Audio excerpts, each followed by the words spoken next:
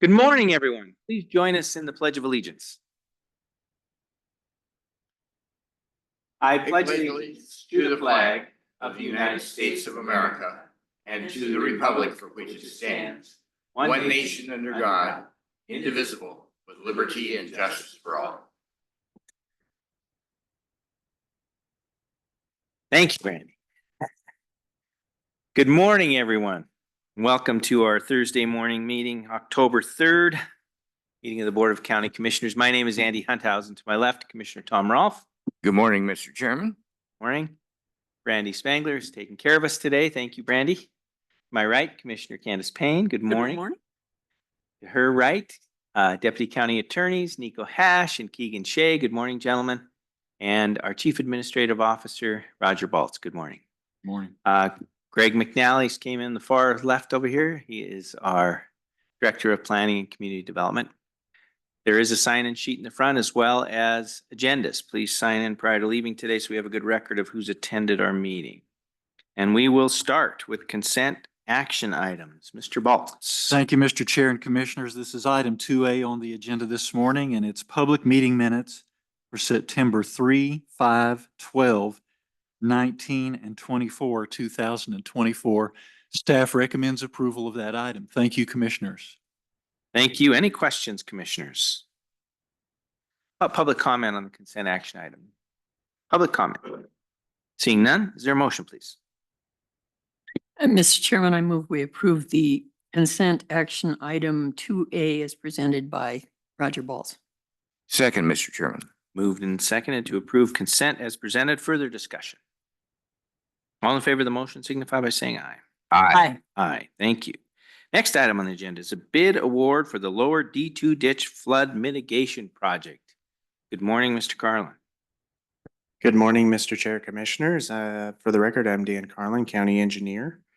Before we jump into the actual bid award, I've got a couple slides to share with you, kind of give you a rundown of kind of the whole overall project here. So as some of you are aware, most of you are aware, we did a Helena Valley Flood Mitigation Master Plan in 2013, and we completed an update to that in 2022. So that was completed with the help of our consultant, Respec Engineering. You can see that's kind of the cover sheet of that right there. As a result of that, we outlined several projects, several locations to do work to further the master plan and actually define what those projects would be as well as cost estimates of them. It came up with essentially 4 project areas to work through with defined projects.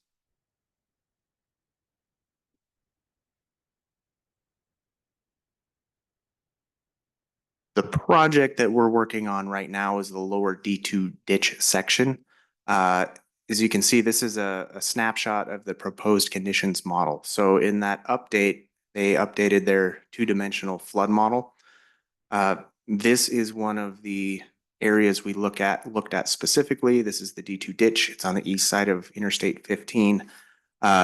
Looking at the model there, you can see the blue is areas that would be inundated in a 25-year flood or a 4% annual chance of occurrence flood. The orange areas are those areas that would be mitigated by the proposed work. So everywhere you see orange prior to a project and existing conditions would have otherwise been blue. So this is the result of the work. This is the intended result of the work. You can see there's a lot of areas that are now orange instead of blue. So that's a good thing.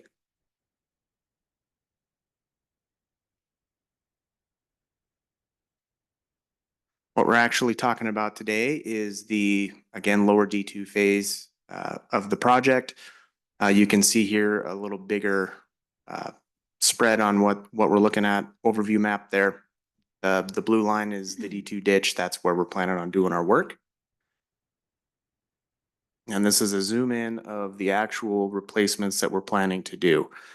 I'll get into a little bit more detail on that when I go through the bid award piece of this. This is the actual gist of the project here. So we have several smaller sized steel pipes, steel culverts that are in place. We intend to replace those with larger box culverts, 12-foot by 6-foot box culverts in most instances, and one of them is a 20-foot by 8-foot box culvert. Much larger in size. You can see hopefully this dashed line right here. That's the existing culvert at this particular crossing, whereas the larger, heavier lines are the proposed culvert, the box culvert. So you can see just in the plan view that they're significantly larger. Again, this is one of the detail sheets from the project plans. You can see that these box culverts are large. They have cutoff walls to prevent undercutting of those as water flows through there, as well as what are called approach sections. Those sloped end sections, those prevent fill from falling into the creek or canal. Good measures for best management practices. So that's what I have for the slides. And with that, on September 19th of 2024, 7 bids were open for the lower D2 ditch flood mitigation project. The total project consists of replacing 7 culvert crossings and removing 1 culvert crossing along the lower reach of the D2 ditch. In general, work items consist of, but are not limited to, clearing, grubbing, topsoil stripping, existing culvert excavation, disposal and removal, installation of replacement culverts, installation of culvert outlet protection or riprap, replacement of gravel road atop 2 crossings, replacement of existing crossing embankments, placement of imported and salvaged topsoil, and revegetation of impacted areas. All precast materials were purchased separately and will be furnished to each site in coordination with the precast supplier. Project was bid as a base bid comprised of the work entailed in the 6 downstream-most crossings and 2 additive alternates. The additive alternates were for individual replacements of the 2 upstream-most crossings. On one of those slides, you may have noticed the glass drive 1 and 2. Those are the 2 additive alternate crossings. Funding for this project is a combination of a $750,000 American Rescue Plan Act grant provided by this commission, with the remainder coming from the flood mitigation RID that was established in about 2018. Had my dates wrong there. Due to the limited funding, the budget does not allow the award of the additive alternates. Staff recommends awarding the unit price base bid to the low bidder, Bossler Excavating Incorporated of Jefferson City, Montana, for a sum of $553,148.10 and authorize the chair to sign all applicable contract documents. And I can answer questions you may have. Thank you, Mr. Karlin. Questions, commissioners? Please. Dan, could you flip back to the map where these will be installed? Thank you. When I first took this job, I went down to your office and you explained to me what the D2 ditch was. I've lived here 30 years and I knew what it was. I just didn't know purpose. So I find this very exciting.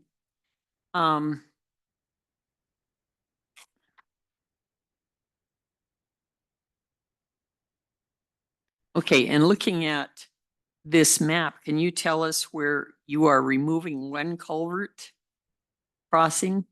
And then is that one of the replacement of the 7? Yes, Mr. Chair, Commissioners. So this crossing B and this crossing C are farm field crossings. So it allows the landowner to cross from one side of the canal to the other, which is also his property. Crossing C, the landowner said, you know, so long as I have the ability to access from the crossing D location, which is primary access into the area, we could remove crossing D. So essentially that reduced the cost to the project of the cost of purchasing that crossing C culvert, which is about $80,000. So it was very helpful, as well as the installation costs that would go along with that. So for that crossing, all we're paying for is the removal and then the dressing up of the banks of the canal in that location. Thank you. I just think it's such an interesting project. So, Thank you. Any other questions this time? No, I think. So just a question that some might have that are watching today.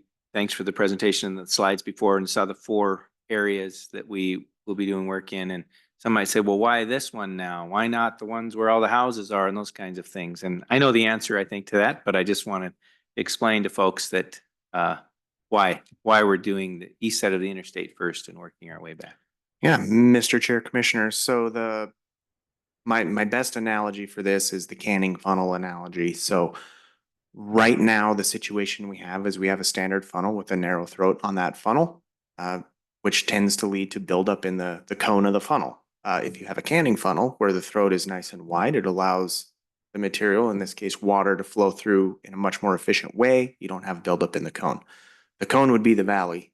The throat of the funnel is the D2 ditch. So if we can remove the restrictions that are in place there right now, we allow that water to flow there in a more efficient manner, thereby reducing the impacts in the valley area itself. So that's why we start downstream. That's one reason. The second reason is floodplain permitting.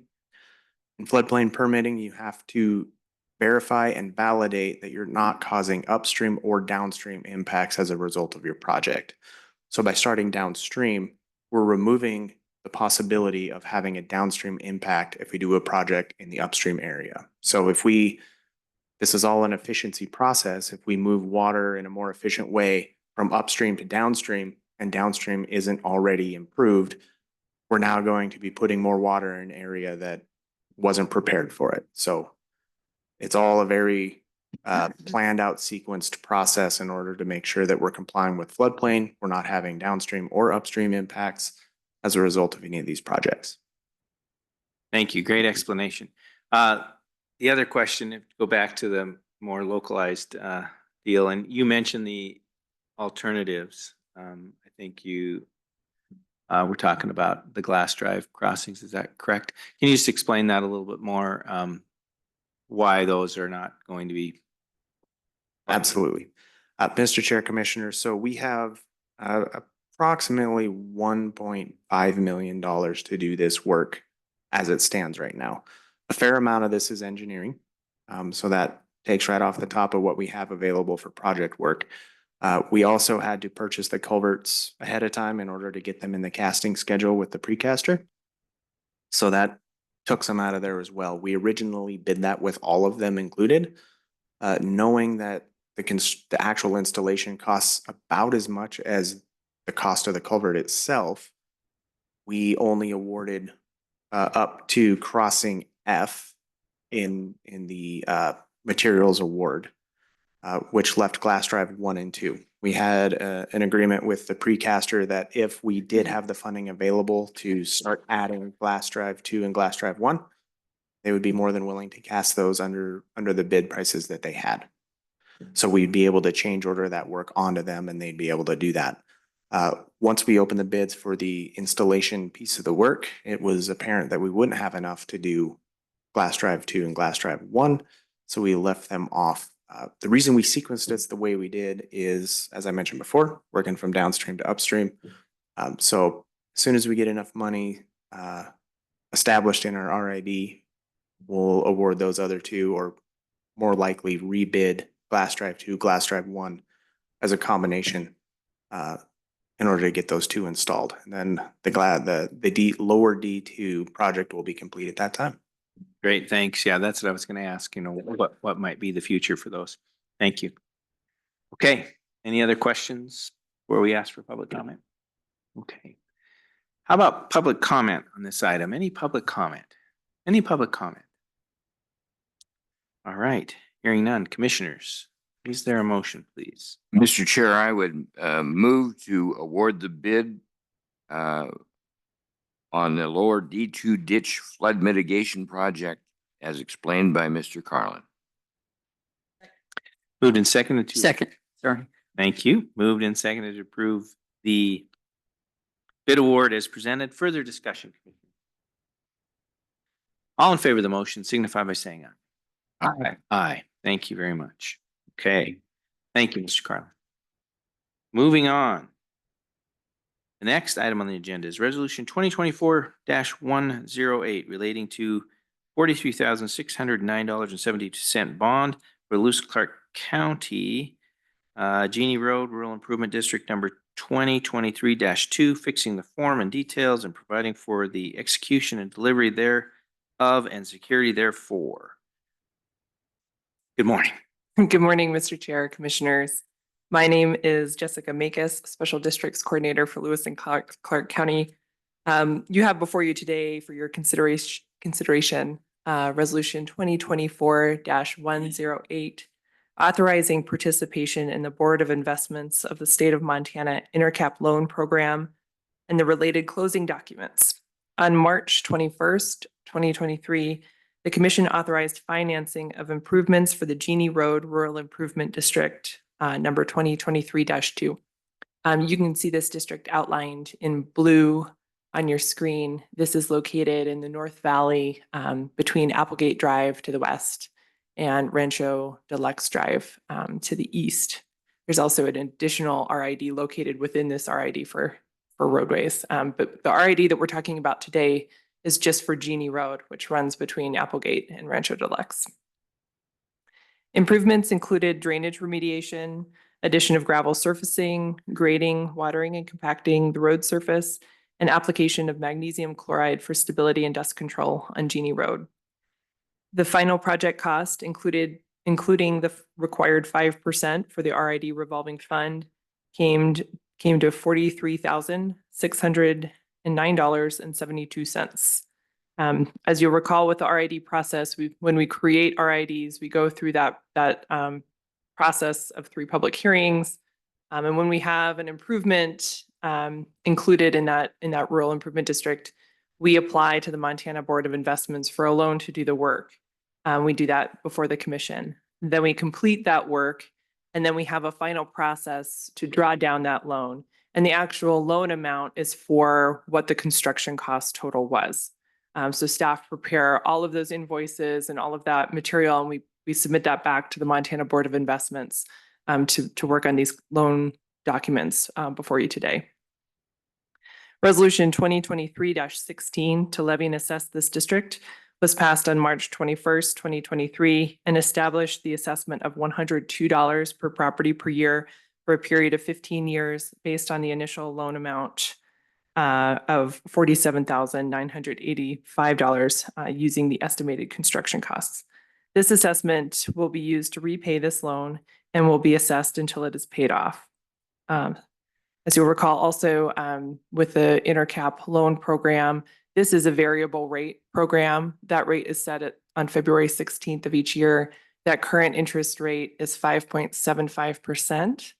The 10-year average with this program is 2.89%, and the overall average since the program's creation in 1987 is 3.9%. So we do estimate that interest pretty conservatively when we do these projects, just so that we can ensure we can pay off make that loan payment each year through the term of the debt.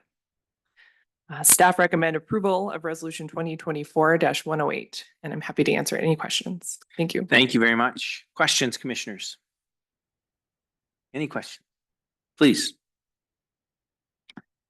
I live sort of in this area, and I don't remember if it was last winter or the winter before, the people up on Jeanne Loop, which is right north of Jeanne Road, they had issues with some flooding and lack of design for drainage. And so this is what you're saying is this is only for Jeanne Road from Rancho Deluxe to Applegate, strictly that road.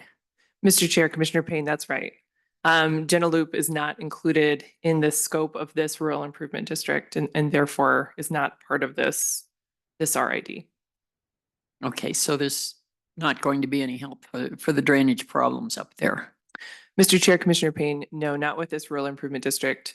The folks on Jeanne Loop could form their own district if they were interested in getting road improvements or drainage improvements to provide, just that Jeanne Loop area. Mm-hmm. But the challenge that we have in this area, even though, they do not receive maintenance on Jeanne Loop, they have to use Jeanne Road to get into where they live. And so everybody in this blue shape here before you benefits from Jeanne Road, but we would have a much more reduced area, kind of like what you see directly south of Jenna Loop, with the North 40 RID. So those folks in that green highlighted area pay for just those roads in that corridor. They also pay for Jeanne Road because they use Jeanne Road to get into that additional subdivision. Okay, well, thank you. That's very helpful. You're welcome. Thank you. I was going to ask for that same explanation, so that's great. Any other questions about this? And no, maybe a comment as we go forward. Okay, great. How about public comment on this item? Any public comment? Any public comment? All right, hearing none. Commissioners, how about a motion? Mr. Chairman, I move we approve the resolution 2024-108 relating to $43,609.72 bond for the Lewis and Clark County Jeanne Road Rural Improvement District number 2023-2 as explained by Jessica Makus. Second, Mr. Chair. Moved and seconded to approve resolution 2024-108 as presented. Further discussion, commissioners, please. Just, we're getting closer to getting this project done. Folks have wanted some improvement on the roads, working through the process of setting up the district and then now getting it funded. Thanks again to the staff for a great job. All right. With that, all in favor of the motion signify by saying aye. Aye. Aye. Thank you very much. Next item on the agenda is a grant task order 24-07-7-11-157-0, amendment number 1 between Lewis and Clark County and the Montana Department of Public Health and Human Services. Good morning. Good morning, Mr. Chair, members of the Commission. I am Laurel Riek. I am the Environmental Health and Disease Prevention Administrator for Lewis and Clark Public Health. Today, I have before you a grant task order amendment for Childhood Lead Poisoning Prevention Program's local partnership project between the Montana Department of Public Health and Human Services and Lewis and Clark Public Health. This task order is funded with an additional $58,610.40 for services between November 1st, 2023 and September 29th, 2025. The purpose of this task order is to strengthen population-based lead poisoning prevention activities at the local level. And this is done by increasing blood lead testing and reporting with the goal of preventing childhood lead poisoning. It also enhances child lead surveillance through strategic partnerships and local stakeholders. We improve local referrals to services recommended for children with excessive lead exposure or risk by utilizing our Connect referral system. This last year, the grant has allowed us to host quarterly lead coalition meetings that were attended by stakeholders involved in lead poisoning prevention, such as early childhood providers, pediatric offices, realtors, and state and federal agencies. We conducted capillary blood lead level testing, and the team tested 4 children at the Head Start Fall Picnic this fall. We conducted 26 elevated blood lead level investigations and 2 assessments. Elevated blood lead levels are reportable and must be investigated. This grant provides us with the funding to do the mandated work outside of the East Elena Superfund site and reduces our pressure on the mill. Staff recommends approval. This document will be sent through DocuSign, and I would be happy to answer any questions you have. Questions, commissioners? Yes, sir. As we've been working on this project for a long time, with the problem of lead contamination in East Helena. And they've changed recently some of the levels of concern for, I think, is that an EPA directive? Is that right? CDC. Center for Disease. Yeah. Disease Control. The levels are set, that the action levels are set by the Centers for Disease Control. Are we seeing more children being affected since those change in levels? There have been some additional actions that were taken to make sure that those children are protected.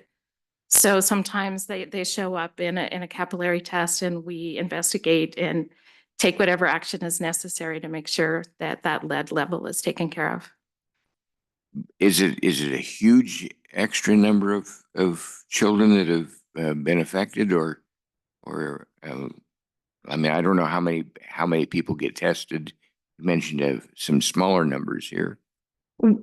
This last year, there were 26 that were outside of the East Helena area. Mhm. I don't have the numbers Okay. for previous years. Okay. All right. But it is something that we need to consider, can be having some concern long term. Keep kids healthy. Absolutely. Okay, thank you. And just to clarify too, I think there was a change in, and it might have been a more of an EPA thing. It was the soil lead levels. So they went Yes. from, Yeah. I don't know, I can't remember the exact number, somewhere around 1,000 to 400 or 500 or something like that. So that was the big change in the soil level sampling. But I'm not sure that that translates exactly to the blood lead levels. But and if there was a reduction in that by CDC in terms of what the allowable blood lead level is. The action level used to be 10 Okay. micrograms per liter in blood. Okay. It has, it's around 3.5. Okay. So I it's dropped. didn't bring those numbers with me. I'm But sorry. it's dropped significantly Yes. over time. Yeah. So good question, Commissioner. Thank you. Any other questions? Okay. How about public comment on this item? Public comment. All right. Hearing none. Is there a motion to approve this grant task order as presented? So moved, Mr. Chair. Whoops. Second. Moved and second to approve the task order as presented. Any further discussion?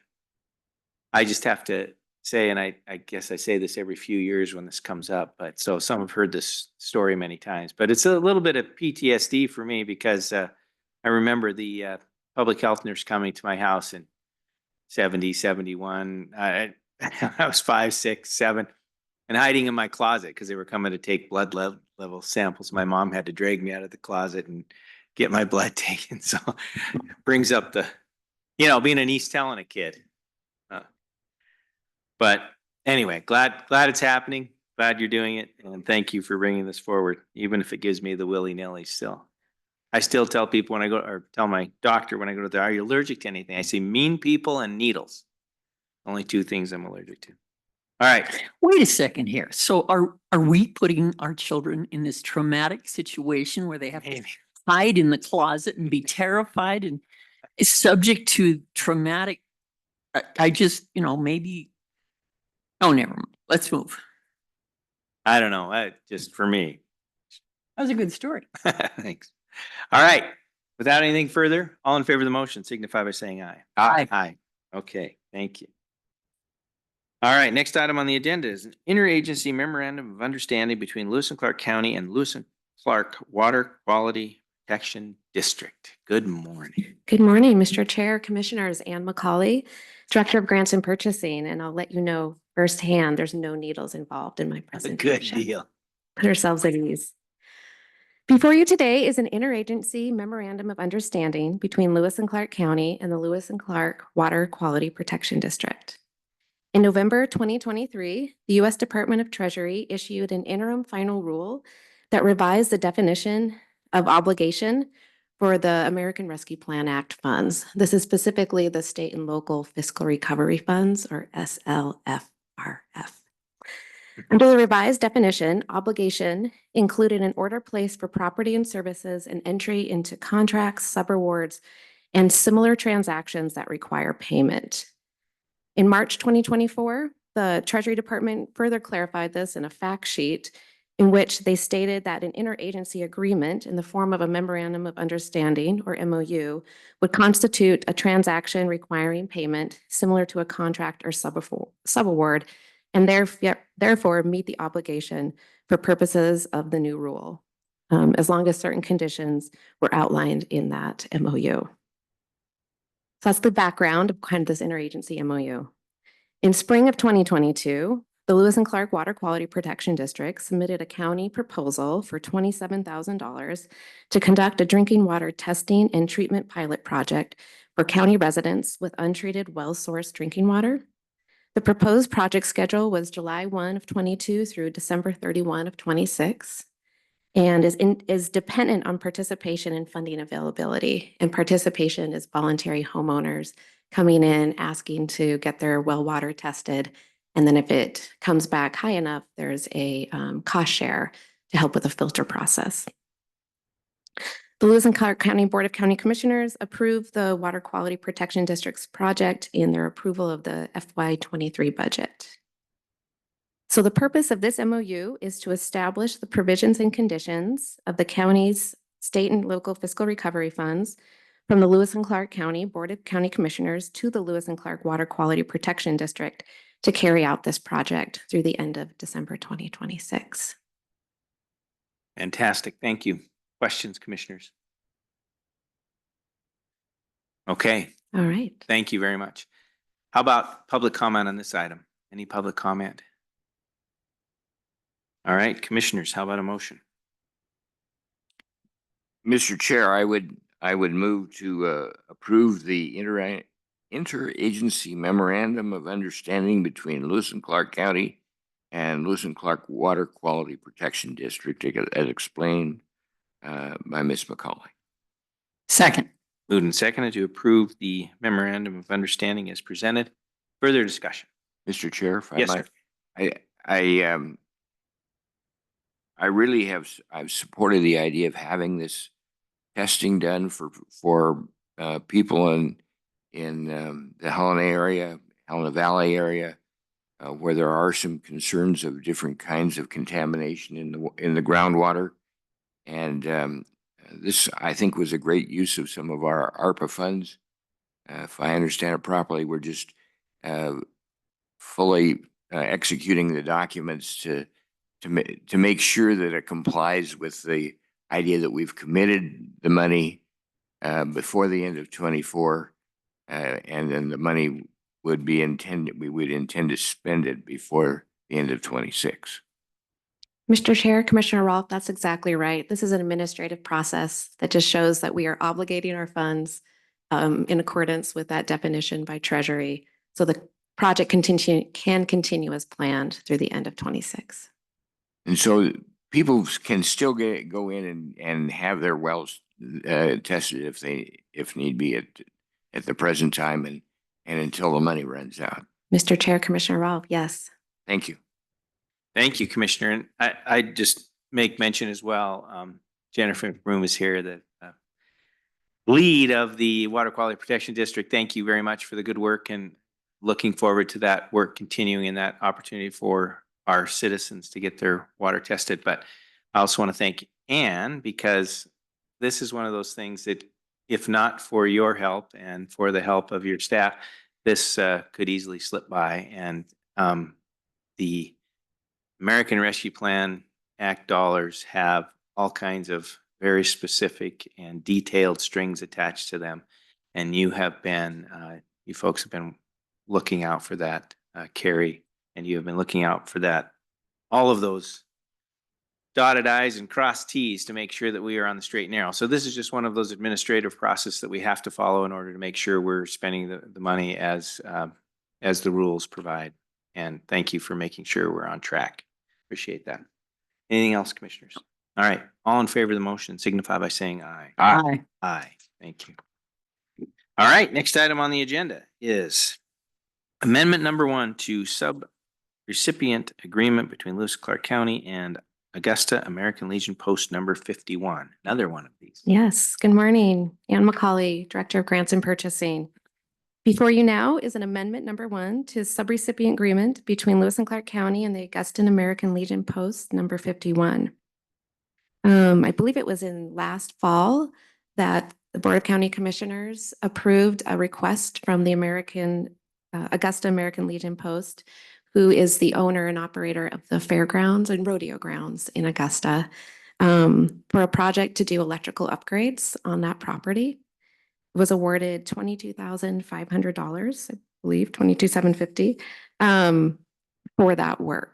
And it had an end date of September 30th of 2024. At the time, we thought that was going to be adequate time for them to complete this project. But due to challenges posed by the project, the rodeo grounds are in the floodway, and permitting and some of the construction pieces with that, we're asking for an extension on that project through December 31 of 2025. So give them adequate time to be able to finish the project. Thank you very much. Questions, commissioners? I'll just, those, and by doing it this way, it complies with requirements of ARPA that the money be spent by December 31st of this year, I think. Is that correct? Yes, Mr. Chair, Commissioner Payne, thank you. I wasn't very clear. This is the local assistance and tribal consistency fund funding. So it's ARPA-like. But it does not have that same conditions on it with respect to the December 31st, 24 requirement or 26 requirement. There is not a deadline on the LATCF funding, which is what is the pool of funding for this project. Thank you. Thanks. Good question, Commissioner. Anything else? How about public comment on this item? Public comment. Any public comment? Okay. Hearing none, is there a motion, please?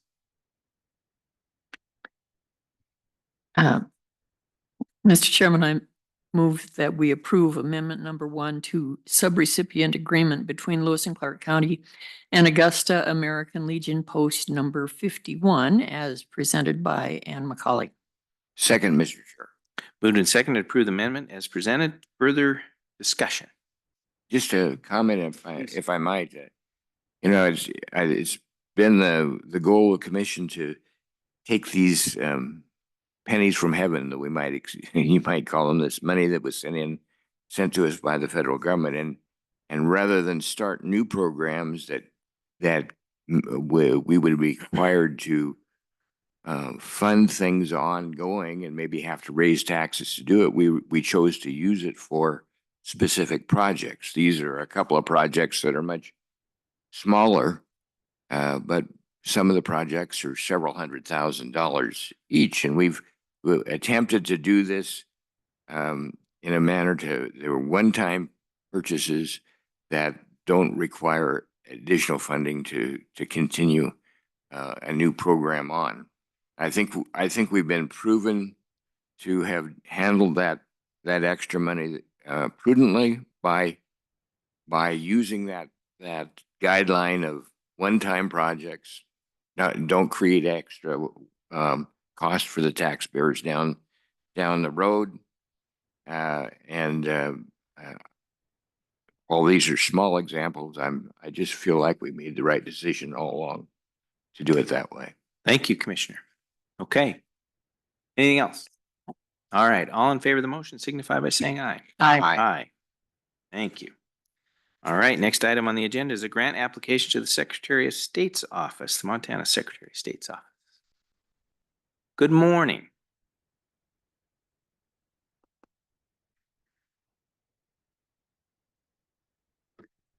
Mr. Chair, Commissioners, Connor Fitzpatrick, Lewis and Clark County Elections. Good morning. I bring before you today a grant request through the Montana Secretary of State's office.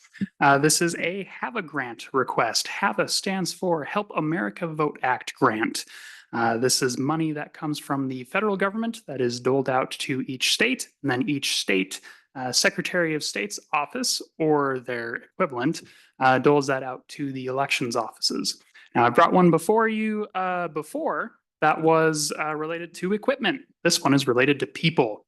Secretary of State's office took a look at the pool of money that the feds had given them and went, you know what, we've got enough here.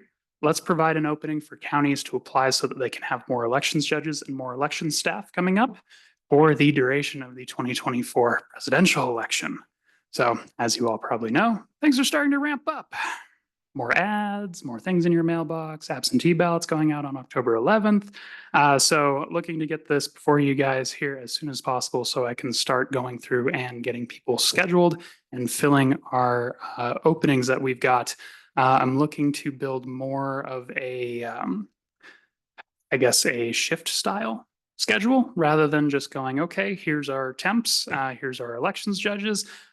Stay here until you fall over from lack of sleep, because we are required to count all night until we are done. So looking to build shifts so that we can then bring people in and out, make sure that they're trained ahead of time, and make sure that the only people facing sleep deprivation are myself and the elections administrator, Amy Reeves.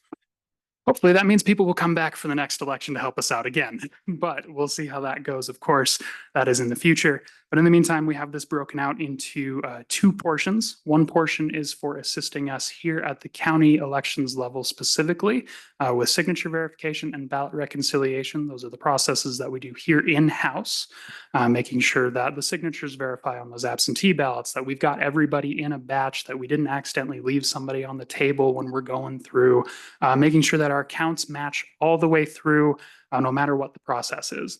And then the other portion, the smaller portion of this, is aimed at the elections judges at the polling places. Presidential election brings a lot more turnout than your typical midterm federal election or really any other election. So I want to give the chief judges at our more busy polling places, the ones here in town, East Helena, and spreading out a little bit more from there, an extra judge to make sure that they can handle anything that might come up at the polling place, whether that's just an influx of voters, which would be really cool. People who are registered are always welcome to come vote, of course, or if we may see any potential disruptions at the polling places as well. That is the chief judge's purview to handle initially, and then of course they can escalate it to local law enforcement if needed. We haven't had any of that. I hope that continues, but want to make sure that they have the staff as well for conducting their processes. So this is the first ask. Once, if we are allowed to continue with this ask, I'll check in with Secretary of State's office, make sure that we are good to go. We'll get a final amount that we're receiving. We're asking for a high amount of, like a top level amount of $40,912 to cover all those openings. And we'll see if they give us all that. I'm hoping they will. And then I'll come back and we'll get final approval. So if there are any questions, I'm happy to answer them. Thank you, Mr. Fitzpatrick. Well explained. Questions, commissioners? Any questions? Okay. How about public comment on this grant application? Public comment. Hearing none, is there a motion, please? Mr. Chair, I would move to approve the grant application to the Secretary of State's office as explained by Mr. Fitzpatrick. Second. Moved and seconded to approve the grant application to the Secretary of State's office as presented. Further discussion. Mr. Chair, I'd like to just comment on what I think has been a wonderful job that Mr. Fitzpatrick and his crew have accomplished in ballot security and attempting to make sure that our pre-elections here are accurate and without any problems. And I've worked with him. Several constituents have brought questions. He's spent time with them, answered it. He's looked at individual voters that sometimes have had to been removed because there were problems, and he has bent over backwards trying to make sure that these are a good, secure elections here in our county, and I want to thank him for the efforts. And here's another example of trying to put on some extra people so that if people don't get tired and make mistakes when they're counting those ballots. So thank you for your diligence. If I may, Mr. Chair. Please. Mr. Chair, Commissioner Rawl, thank you. I will pass along to our crew as well. Elections is not something that one person can do, no matter how small your county is. It really takes a village, especially when you're one of the 5 largest counties in the state. So I do thank my lucky stars every day that we have the people that we do. We've got people with lots of experience in elections generally. We've got people that have just decided, you know what, it's time for me to step up. I want to come help out. And we are very lucky to have those folks. And no, I do appreciate the compliments and I'll pass them along to staff. Anything further? Nope. Oh, thank you for your comments as well, Commissioner Rolfe. I won't repeat them, but I second them. So pass on the congrats and thank you from Okay. both of us, all of us, I believe, but for sure. All right. With that, all in favor of the motion signify by saying aye. Aye. Aye. Aye. Thank you very much. All right, the next item on the agenda is preliminary plat application for Drop Tine Meadows subdivision. And while we're getting set up here, I'm going to take a 5-minute break and fill your coffees and use the restroom. We'll be back to take that one on. All right, thank you. Okay, we're going to reconvene. Welcome back, everyone. Thank you. All right, and as I said, the next item on the agenda is preliminary plat application for the Drop Tine Meadows subdivision. I'll pass it on to you for a review and or overview, and then we'll begin our process. Sounds good. Good morning, Mr. Chair, Commissioners. Rachel Ward, Planner with Community Development and Planning Department.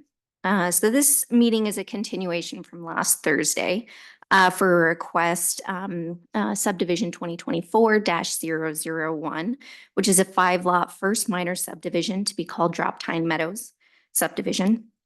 It's located east of Valley Drive and north of York Road.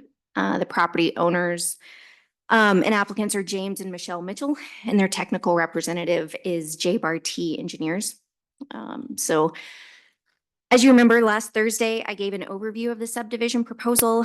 I went over the written agency or comments that we've received. I noted that we have not received any written public comments regarding the proposal. You did open the meeting for public comments at that time. We received no public comments at that meeting either. Just kind of to refresh everyone's memory. So this 5-lot minor subdivision in front of you is aerial imagery and a vicinity map. The red is the subject property. I know one of the questions that was asked last week was, where is the fire suppression water source? So as you can see on this illustration, the gold star along Lisa Drive, that's the location of the proposed fire suppression water source that they're requesting to use. It's approximately 3/4 miles from the subject property. Yeah, and we can go back to this illustration, but just want to give you an opportunity to look at the character of the area. So again, just as a refresher, this proposal is the first minor subdivision that would divide a 10-acre parcel into 5 lots, each one for single family use. The lots will be between 1.1 and 5 acres in size. And all lots are going to be served by individual wells, individual on-site wastewater treatment systems and utilities. Direct access to the lots is proposed via an internal access road, which the applicants propose to call Drop Tine Drive. They would like to utilize an existing off-site fire suppression water source located on Lisa Drive, which we just saw on the vicinity map. But they're also requesting 2 variances from the subdivision regulations. The first is from Chapter 11 H.4, which requires access to adjacent parcels. And the second is to Chapter 11 S, and specifically Appendix K, Section 18-4.65, which requires that the fire protection agency having jurisdiction not have to cross an arterial or major collector road to get to an offsite water supply system for fire suppression. Lastly, I will note this is a minor subdivision, a first minor subdivision, and so parkland requirements are not required. One thing I didn't mention at the last meeting, the property is zoned suburban residential mixed use in the Helena Valley zoning regulations, and the proposal will comply with those zoning regulations if buildings are construction complies with bulk and dimensional standards. But just something I wanted to mention. So in front of you is the preliminary plat of Droptine Meadows subdivision. A few things, just again to note, you will see the 20-foot irrigation ditch easement on the northwest corner. You also see the county road and utility easement with that hammerhead turnaround located just to the south of that 5-acre parcel, the large one to the north.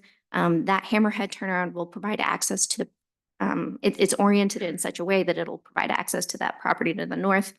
And then as well, you can see the 2 stormwater pond access and maintenance easements that are located on the plat as well.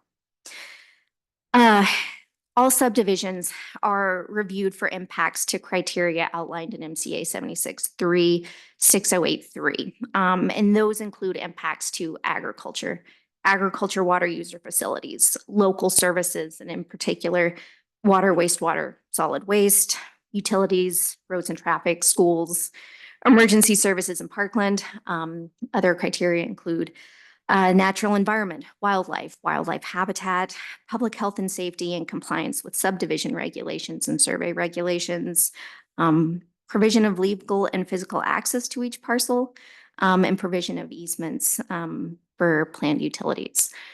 The staff report that you have in front of you goes over how this subdivision complies with or it adheres to those review criteria. And there's findings of fact in that. That kind of concludes my overview of the proposal. In front of you is a subdivision decision guide.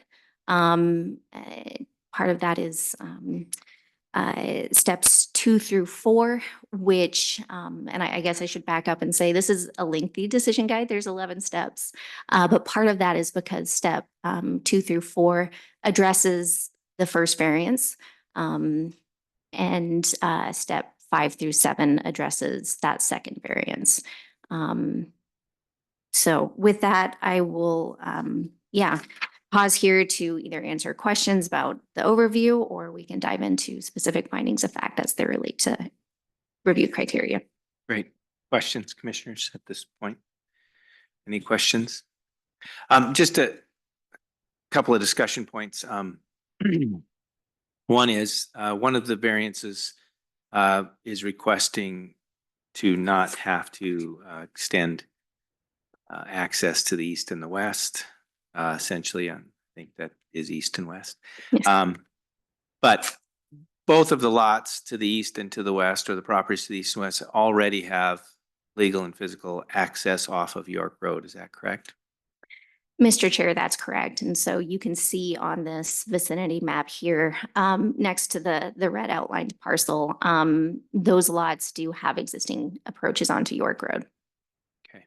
And then I just wanted to talk about the discussion, and maybe Mr. McNally can participate in this as well, but around the fire suppression, fire water apparatus that we're talking about using, requirements using in this subdivision. That distance is not an issue. We've done distances up to 1 mile and sometimes even further on occasions when the situation calls for it. It's the crossing of the road that becomes the challenge. And in our regulations right now, crossing a major collector, because of safety issues mainly that the fire community brought up, that's why it's a regulation, correct? Mr. Chair, that's correct. So there's 5 elements that an applicant needs to meet if they want to use an offsite fire suppression source. One of those is, the 1 mile distance. Right. In this case, the fire suppression water source is within that 1 mile. Right. The variance is requested because as you can see, that gold star is to the south of York Road, which is a major collector, and crossing that is something it is a standard that Right. the Appendix K says we do not want to see our fire protection personnel crossing a major collector road.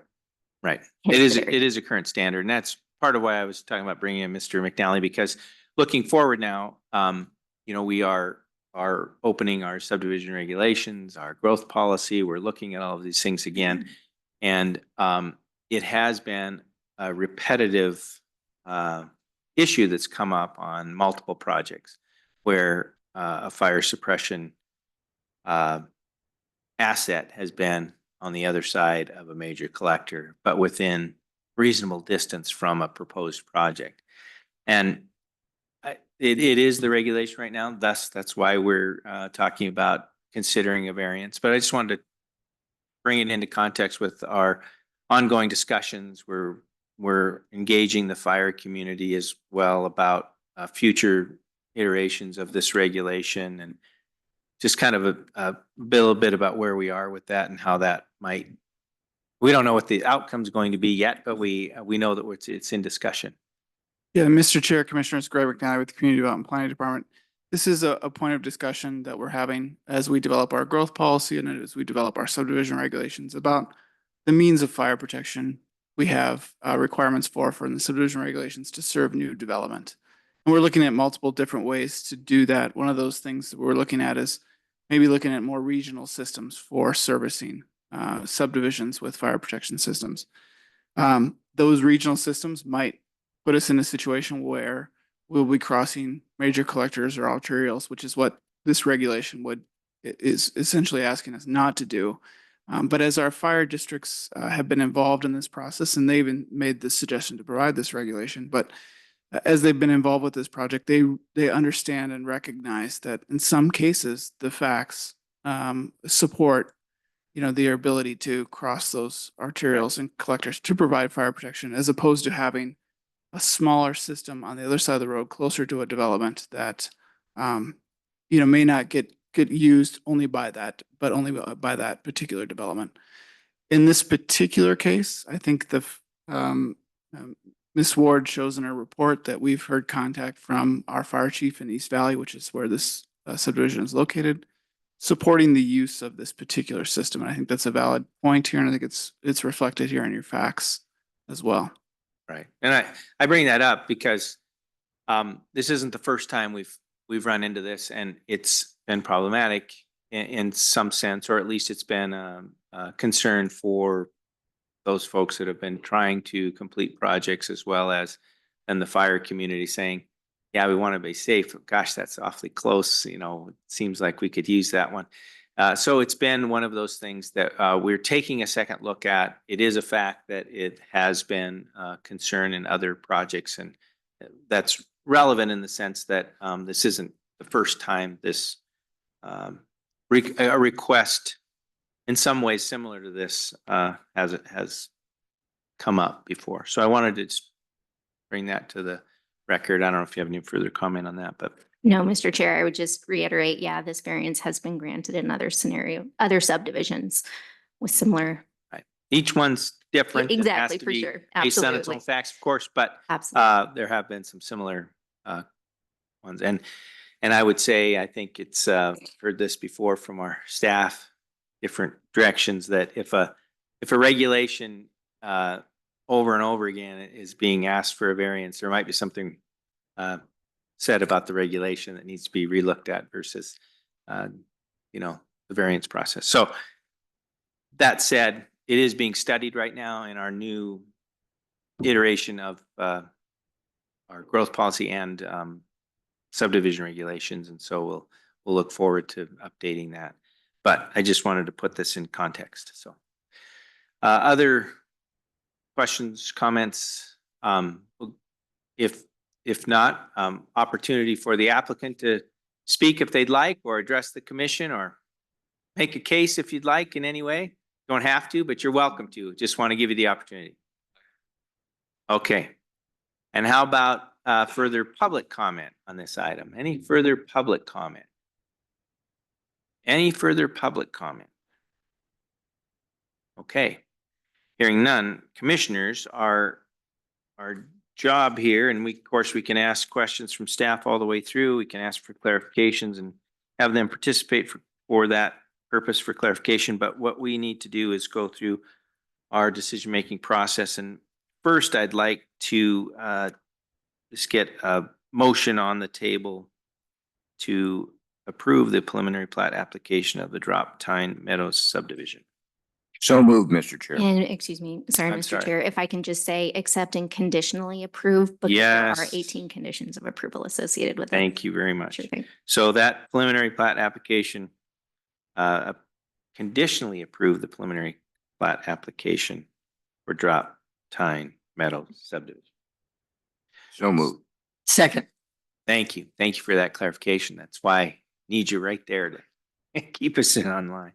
Okay, commissioners, before acting upon that motion, I'd like to turn us to the variance requests. And the first variance request is Exhibit B on page 48 of your packet, which is variance request from section 11H4, which is the variance request for the road extensions from east to west. Maybe you can just. Absolutely, sure. So section 11H4, this comes from the subdivision regulations and states, whenever physically feasible, all roads shall connect to other roads within the neighborhood or development and connect to existing or projected through streets and provide access to adjacent parcels as part of an interconnected road network outside of the development. So again, I know I've said this a number of times, but the applicant is proposing to extend Drop Tine Drive. It will be terminated in a hammerhead turnaround that is oriented in such a way to provide access to the parcel to the north, but it does not provide access to the parcels to the east and to the west. Those parcels already have access on York Road. And also there's characteristics of those parcels. Parcels to the east are already developed with residential structures, and likely not, going to be further developed in such a way that road access would be beneficial. And then there's also some topographic constraints seen on the parcel to the west. So yeah, that's kind of a summary of the finding. Well, thank you. of Yeah. that, Well, but- thanks. I appreciate that overview, and we'll go through the findings Yeah. now, commissioners. And if you'd look at the findings, and I don't know if you have any comments related directly to the findings, but finding number 1, applicant is requesting the variance. For those, Mr. Chair, if we might, Yeah. for those that are following through. Yeah. This is page 48. Right, 48. I mentioned that. But absolutely, go ahead, Commissioner. Anything you'd like to talk about related to the findings? Or add findings? Or amend findings? I think it makes good sense that since there are nothing right next door to or right next to the subdivision, that they should not have to connect their roads up someplace. It'd just be a waste of money at this time. So, exactly, I just to add on to that, I think that the regulation exists because we want to make sure that as subdivisions, and in many cases, much larger subdivisions than this, that there's access to those properties that might be have future development on them. In this case, both east and west are properties that already have existing access onto a major collector. And thus, it, in my mind, makes it unnecessary to extend those, internal extensions to the east and the west. It's redundant and unnecessary for the future development of those other properties. Anything else anyone wants to talk about? on that one? And I think it's critical to note that there was no public comment requesting that those roads. Right. Yeah. Exactly. All right, given the current lot configuration of the subject property, the road connections to the east and the west would abut lots that are currently developed. They're already developed and have development on them. We've talked about that already. Any further discussion about that, commissioners? Anything you want to add to it? Given the topographical constraints as a result of past open cut gravel mining on the property to the west, it is unlikely that future development would occur on that lot. That may be the case, and it may be developed someday, but I would reiterate that there's access. There's already access to that lot from York Road. And thus it is unnecessary to extend in my mind, unnecessary to extend east and west within the subdivision. Anything, commissioners, you want to discuss about No. that? The applicant is proposing to construct a hammerhead turnaround. We've heard about this, and there will be access to the north from that road and that hammerhead turnaround. So access to the north exists and is proposed, and I have no concerns about that. Anything you want to add there? And we've heard no comments in regard to this variance request from public. Would it be appropriate to make a motion to accept those finding of facts at this point?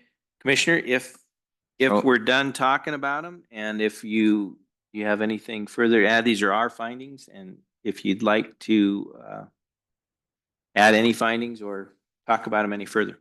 Without that, you're welcome to do that, I suppose. Mr. Chair, I move to adopt the findings of fact as recommended by the staff. Second. Moved and seconded to accept the findings or to adopt these findings as discussed. Any further discussion? All in favor of the motion signify by saying aye. Aye. Aye. Yeah, on every variance request, we have to meet the conclusions, these 4 conclusions that are on our page here, still on page 48. The first one is granting the variance will not be detrimental to public health, safety, or general welfare or injurious to other adjoining properties. Commissioners, let's discuss that a little bit. I will jump in and just say the other properties already developed, whether it's a gravel pit or housing on the other side, and they already have established accesses. So I don't see that there will be any detrimental to the public nor the adjoining properties, from my perspective. I would agree with that. This looks like a very well thought out, small subdivision. Anything? Now, would you flip to the way, it would be appropriate to flip to the next page. There we go. There's where we are right now. Okay. Okay. Anything further with that conclusion? The second one is because of particular physical surrounding shape or topographic conditions of the specific property involved, an undue hardship to the owner will result in these regulations being enforced.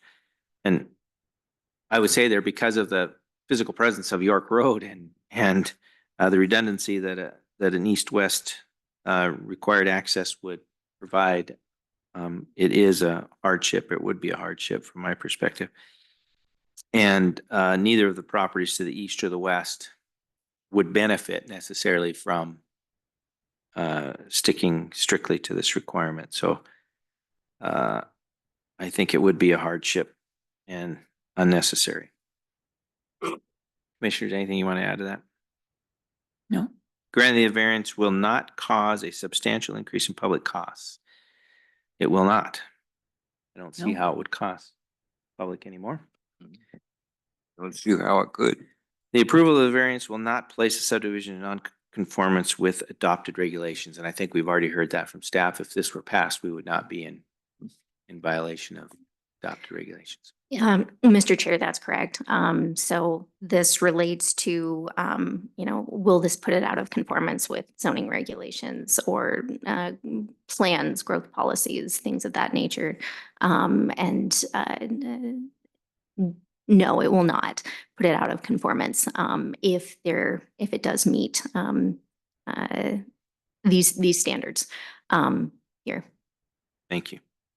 Commissioners, anything further around the conclusions or discussion? All right, how about a motion?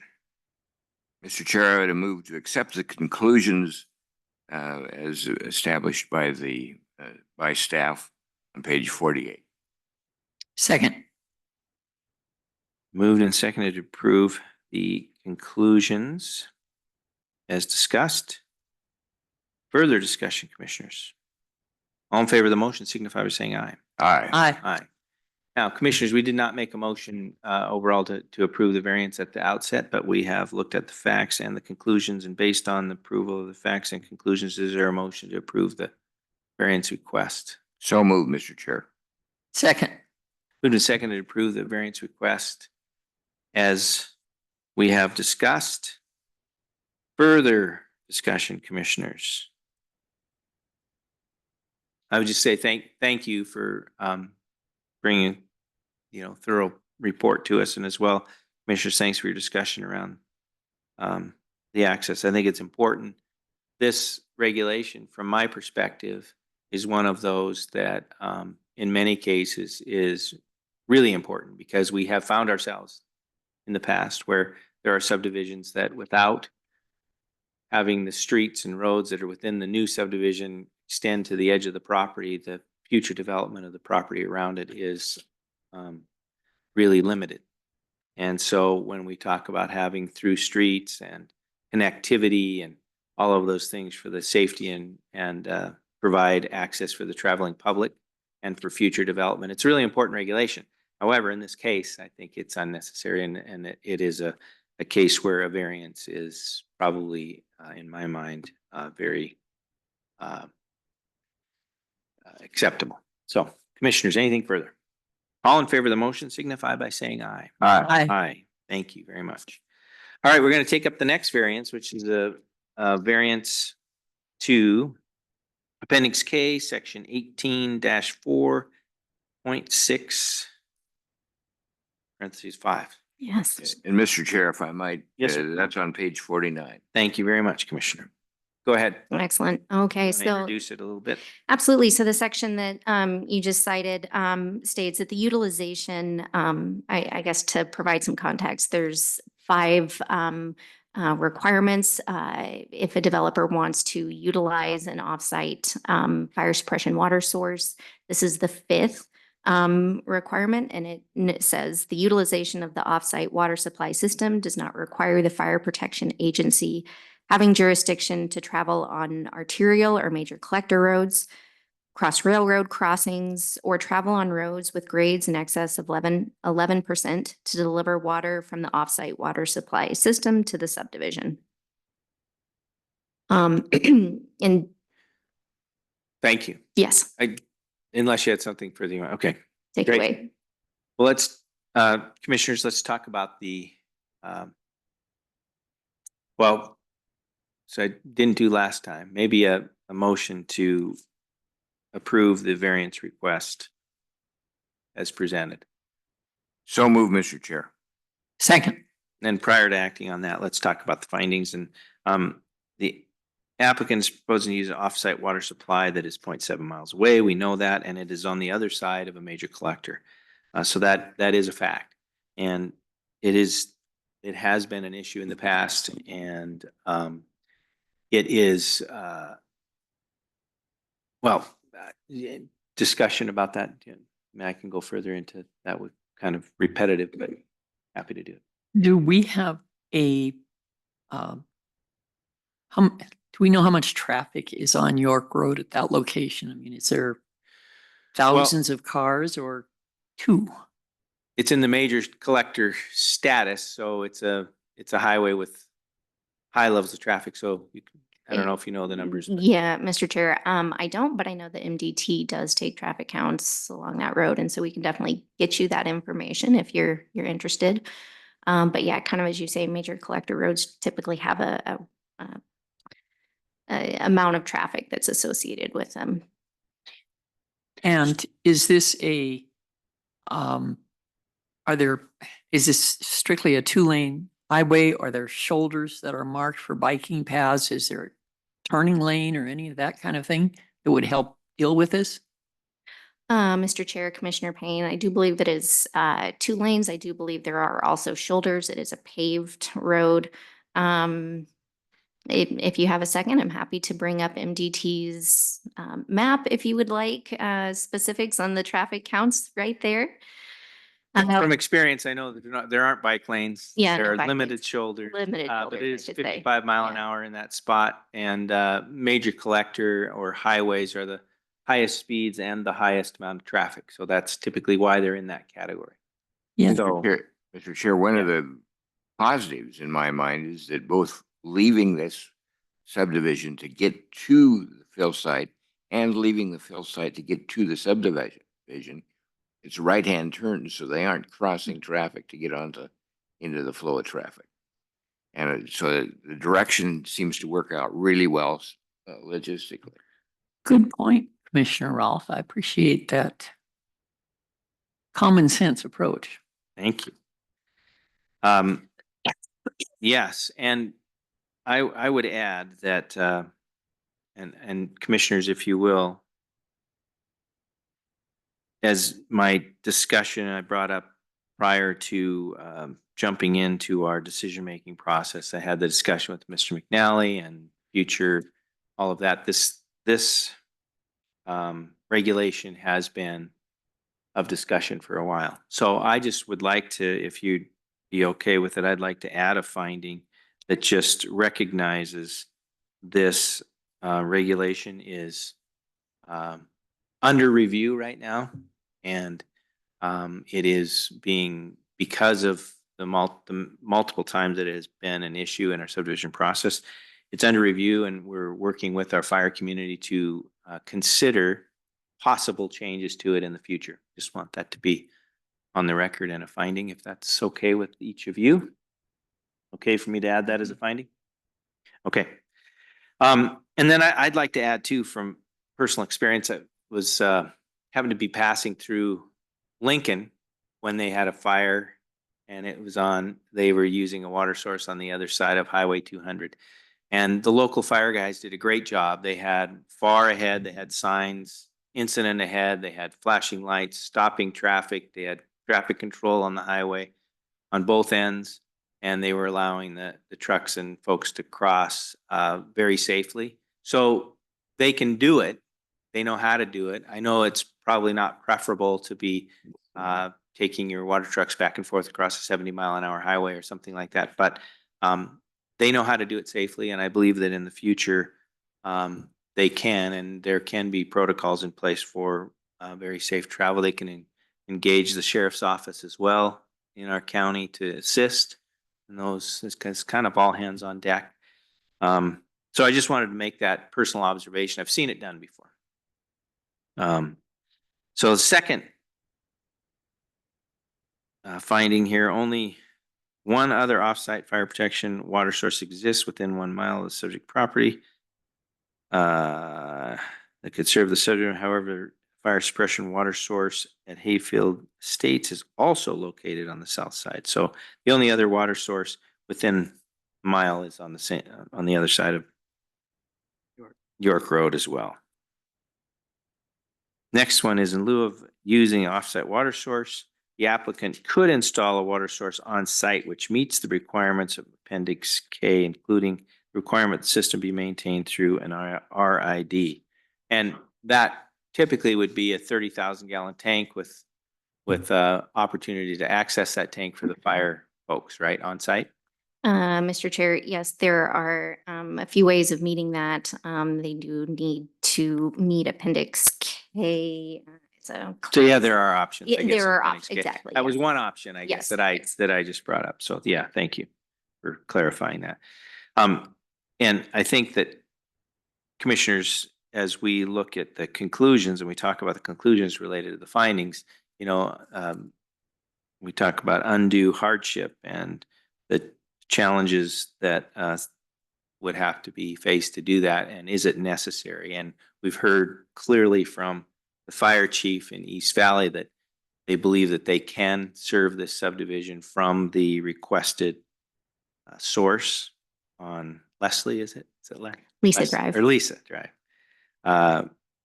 So I think requiring them to build an on-site system for 5 lots may be unnecessary because we have this site within 1 mile, and the East Valley District is saying that they can provide the service from that.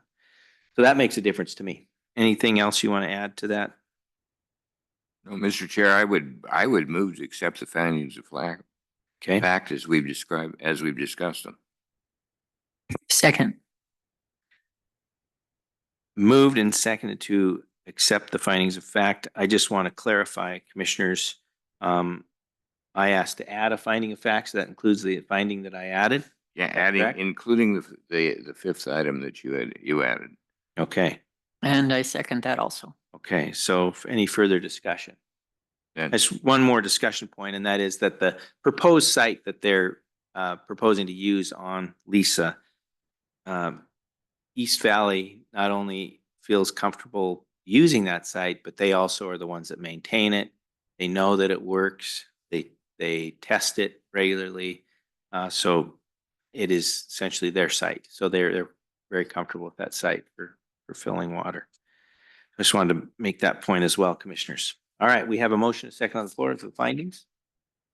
All in favor of the motion signify by saying aye. Aye. Aye. All right, let's talk about the conclusions. Granting the variance will not be detrimental to public health, safety, or general welfare or injurious to the adjoining properties. Let's discuss that, commissioners, a little bit. Like, I think one of the reasons this regulation exists because there is a potential for public health and safety issues crossing a major collector. But we have seen, like my description I gave, we've seen it done before where it can be done safely. And the fire chief and East Valley also have told us that they believe they can do it safely. And so, and I don't think it'll be injurious to the adjoining properties in any way. So I feel comfortable with that conclusion. Anything else, commissioners, regard to that? well, I think just to reiterate that having a site that's continually checked out by the local fire department is preference to one that's, in this case, that is one that would be within the subdivision. Thank you. All right, the second one says, because of particular physical surrounding shape or topographical conditions, specific property involved, an undue hardship to the owner will result in these regulations if they were enforced. So let's talk about that a little bit.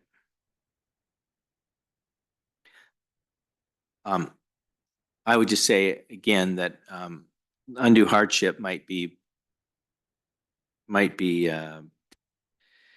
involved if we had to be redundant in this case. It's if the fire community saying it's unnecessary to add new fire apparatus to protect this property, why would we force them to do it? I think it's an undue hardship and an unnecessary hardship. So anything else? Yep. I was just, it seems to me that Commissioner Rolf's comments about the upkeep on the fire suppression system, with all due respect to the people proposing this, they would have to hire somebody to do that, which would add the cost. And the experts are clearly the fire department. They're the ones who have to use it and they maintain it. And this seems like a good common sense solution that should not increase unduly the cost to the citizens that live in this subdivision. Thank you. And I think there's been discussion as earlier, Mr. McNally, we mentioned that, but in our future iterations of our guiding documents and planning documents, we're looking at a more regional approach to fire protection assets as well. So that is something that is of consideration and thought here. All right, the next one is granting the variance will not be cause substantial increase in cost to the public. I think that is true. And the approval of the variance will not place a subdivision non-conformance with adopted regulations. Sure, I can chime in on that. So, yeah, in terms of the current growth policy that we have, it's in the transitional growth area, and that section of the growth policy does talk about, fire suppression and kind of, as you say, working towards regional fire suppression systems and acknowledging that, kind of as Mr. Prothero with J. Barty's engineer mentioned at our last meeting that having a lot of these smaller fire suppression systems, can be a challenge for maintenance and use by the Fire Protection Agency having jurisdiction. Thank you. Anything further, Commissioner? How about a motion on the conclusions? Mr. Chair, I would move to accept the conclusions of that the staff have listed here on page 49 relative to this variance request. Second. Been and seconded to accept the conclusions as presented. Further discussion, Commissioners? All in favor of the motion signify by saying aye. Aye. Aye. Now that we have a motion on the table, now that the findings of fact and conclusions have been accepted, we have a motion to approve the variance as presented. Yes, sir. Mr. Chair, Commissioners, I know you've been going through this and getting through your findings and your conclusions. Appreciate it. The question was raised about traffic on York Road, and just while we were sitting here, I looked up the counts for you. In 2023, that's our most recent count for York Road, east of Valley Drive, and this project is east of Valley Drive on York Road. Traffic counts were 3,324 average daily trips. West of Valley Drive, 3,491 daily trips on that road. As you approach city limits on this road, traffic gears up to about 6,000 plus daily trips. So you can see traffic increase as long as you get closer into the city. It is a major arterial, so we would expect traffic counts to be at this level. Thank you for providing that information, Greg. That's those numbers sound amazing to me, but they're a fact. So we will deal with it. They do sound large, but Commissioner, I would assure you, I bet I can be backed up on this. It's very normal for a major arterial like that. So Lincoln Road, Highway 12 probably has significantly more than that per day coming to and from East Helena, for example. So it's probably normal numbers, even though they sound very large, I would say. Looking at the numbers, Commissioners, I wasn't surprised by what I Yeah. saw. So For just- major arterial. Yeah. Well, it's interesting information. Yeah, it is.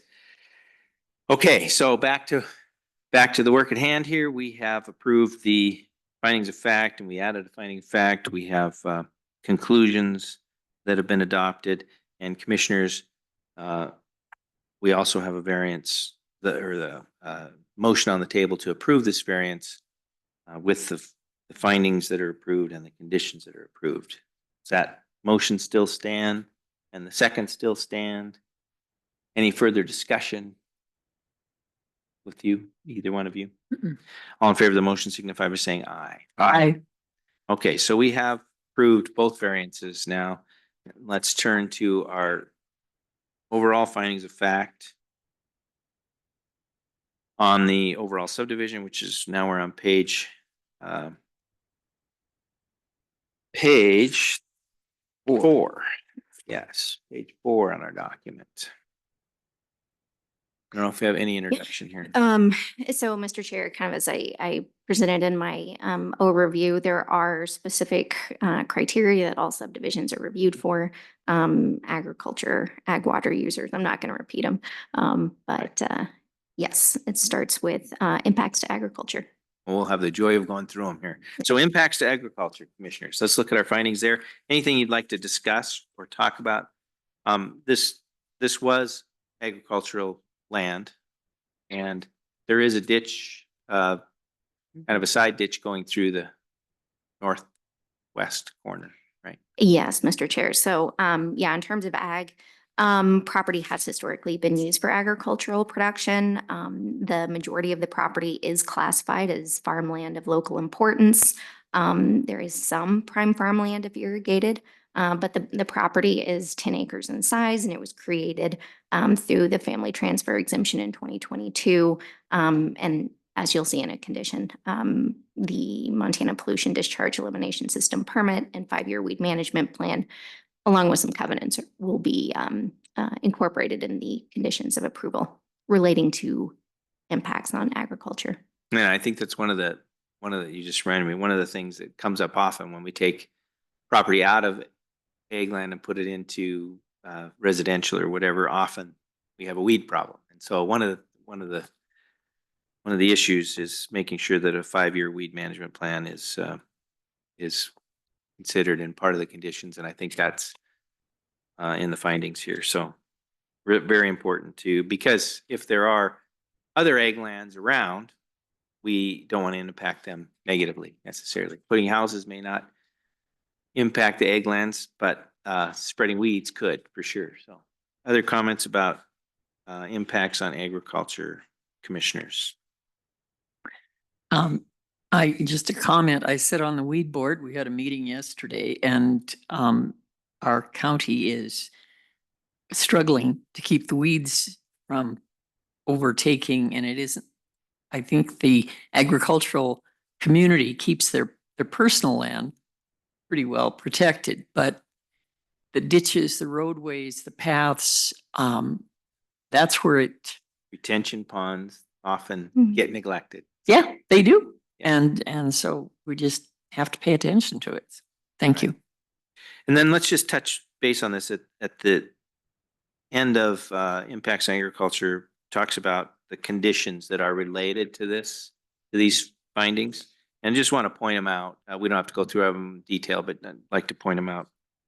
very Yeah, quickly. absolutely. Just help us go through those because there's several conditions that relate to these findings. For sure. So condition number 2 that relates to the 5-year weed management plan.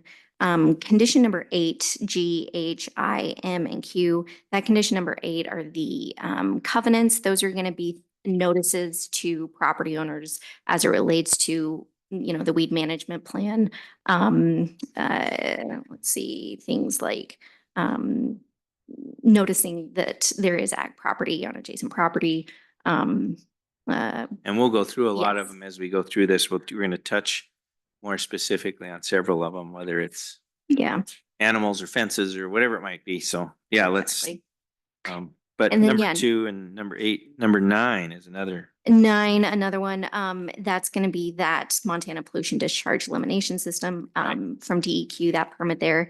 And then finally 13A, that is installation of improvements.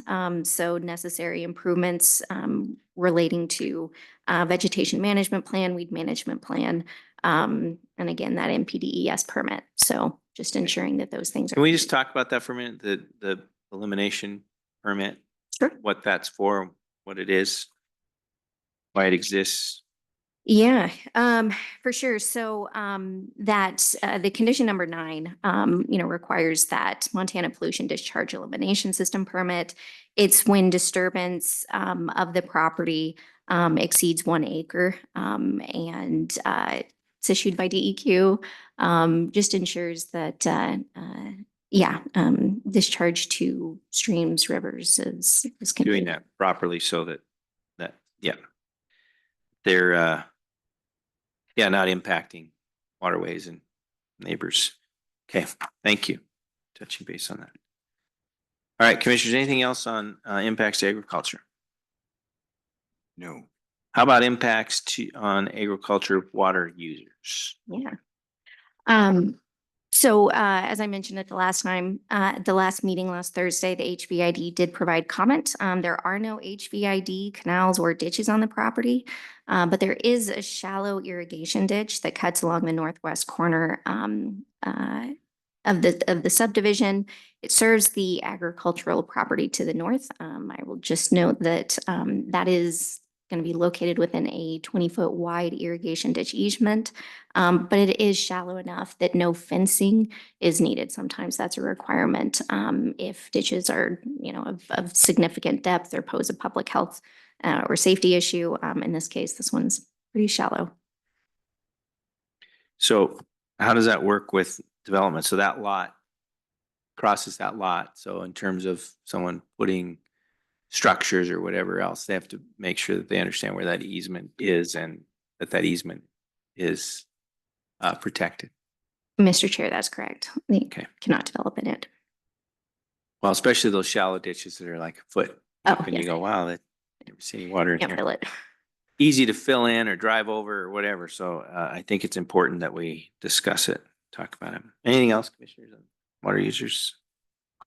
Okay, and we have, which is maybe not water users, but we talked about the retention ponds that are necessary on the property for catching stormwater retention. All right, and the related conditions for impacts to agricultural water users? Absolutely. So conditions associated with this are going to be 7E. Let's go there. We have the That is going to be just indicating that on the plat, the final plat, they will need to show that 20-foot irrigation ditch easement. Conditions number 8G, 8I, 8M, and 8Q are going to be similar to those that we discussed in impacts to agriculture. Those are the county covenants and notices to property owners within the subdivision about agriculture and agricultural, particularly the irrigation ditch easement. commissioners, any discussion about the related conditions to these findings at this time? Hey, how about impacts to local services? Let's talk about water and wastewater, the first category that we want to discuss. For sure. So as I mentioned, all lots are going to be served by individual on-site wells and wastewater treatment systems. There was groundwater monitoring that was conducted in 2022, indicating that there is no high groundwater as defined by the Sanitation and Subdivision Act. The applicant did provide a non-deg analysis and for the placement of those septic systems on all the lots. The Water Quality Protection District did provide comments indicating that that the well that they do monitor in the area has not seen any drop in water levels, but they know that the area has seen high arsenic, uranium, and nitrate levels. As part of the application, the consultant did collect water samples from adjacent well on Anders Road, and none of these samples show elevated levels of these contaminants. So the concerns brought up by the Water Quality Protection District been satisfied. Thanks for pointing out those concerns. Commissioners, discussion around water. It's a big deal right now. And we're proposing individual wells. And what is our status and comfortability about moving forward with wells and the situation we're in? I just think we should talk about it and make sure that we're not glossing over that, because we do have we're in an interesting state right now in our state with water rights and water availability and all of that. So Yeah. I can just simply say that as part of the application materials, this application came in at a time when the DNRC was issuing those predetermination letters. So we do have that predetermination letter that was included in the application material. Obviously, the DNRC is not issuing those anymore. that's a big Yeah. finding right there, because if we didn't have that in today's situation, we might be in a much tighter situation in moving forward. So that predetermination letter is key to this application. Mhm. One of the keys to this application. Mhm. Anything? I'm sorry, I cut you Oh, off, but No, you're just fine. I was, yeah. And so based on our current knowledge and best appropriate or best available information, the subdivision will have water if allocation is described by the predetermination letter. I believe that's noted on page 9. right. It is. The predetermination letter Yes, sir. dated November 20th of 23. Thank you, Commissioner. Mhm. All right, and we've already talked about and we passed the variance related to offsite fire protection system. And been discussed. Commissioners, further discussion around water quality for Water Quality Protection District, and there's been pump tests. And then on page 11, there's conditions of approval. Are listed there in numbers 1 through 8. Condition approval number 1, and conditional approval number 8, 1 and 8P. I'm sorry.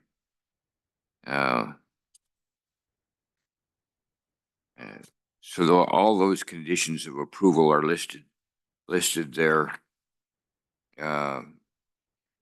from starting on page 7, then carrying on to page 8, page 9, 10, and 11. Is that right? Did I go that, or I go too far? Well, you're Nope, talking not- about the findings. Not at all. Yeah, Talking about the findings there? yeah. Yeah. And then related conditions, condition number 1, which is the DEQ approval for wastewater systems, right? And relates to the, like you said, 1, 2, 5, 6, and 8. And then number 8, which relates to finding number 9. Yes, Which 8P, is- and that's that notice that lot owners have waived the right to protest joining a special district for providing community water and wastewater or maintenance. Right. Okay, commissioners. Anything else about water and wastewater? Okay. Solid waste, on to solid waste. This one's pretty straightforward. They're part of the Scratch Gravel Solid Waste District and will be assess that fee on their taxes like everyone else in the district, and That is have opportunity for use at the transfer station, and or they can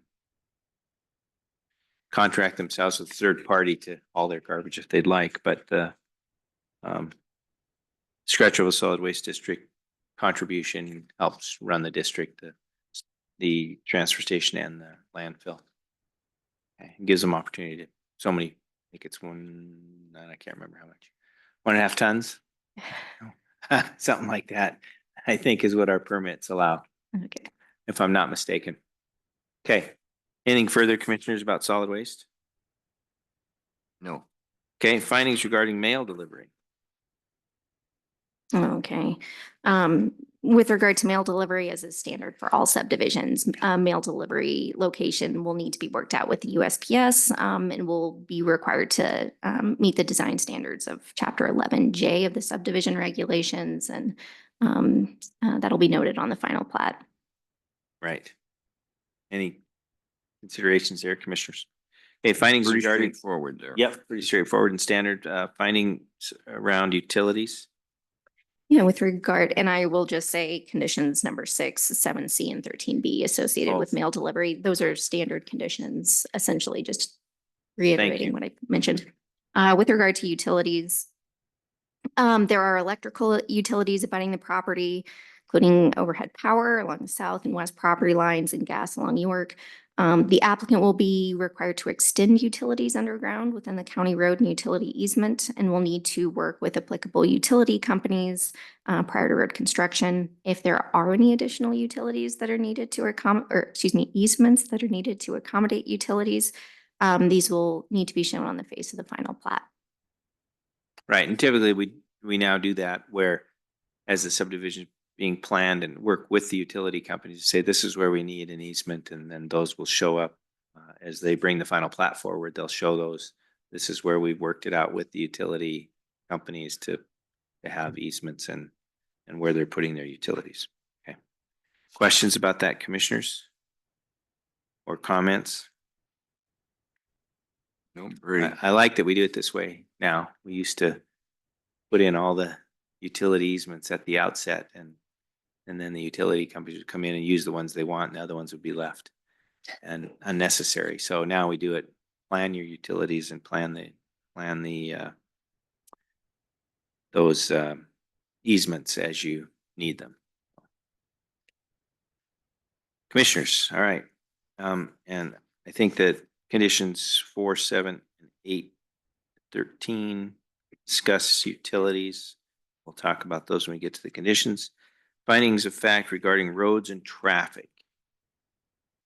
With regard to roads and traffic, the applicant is proposing to construct Drop Tine Drive, which is an internal subdivision road within a county road and utility easement.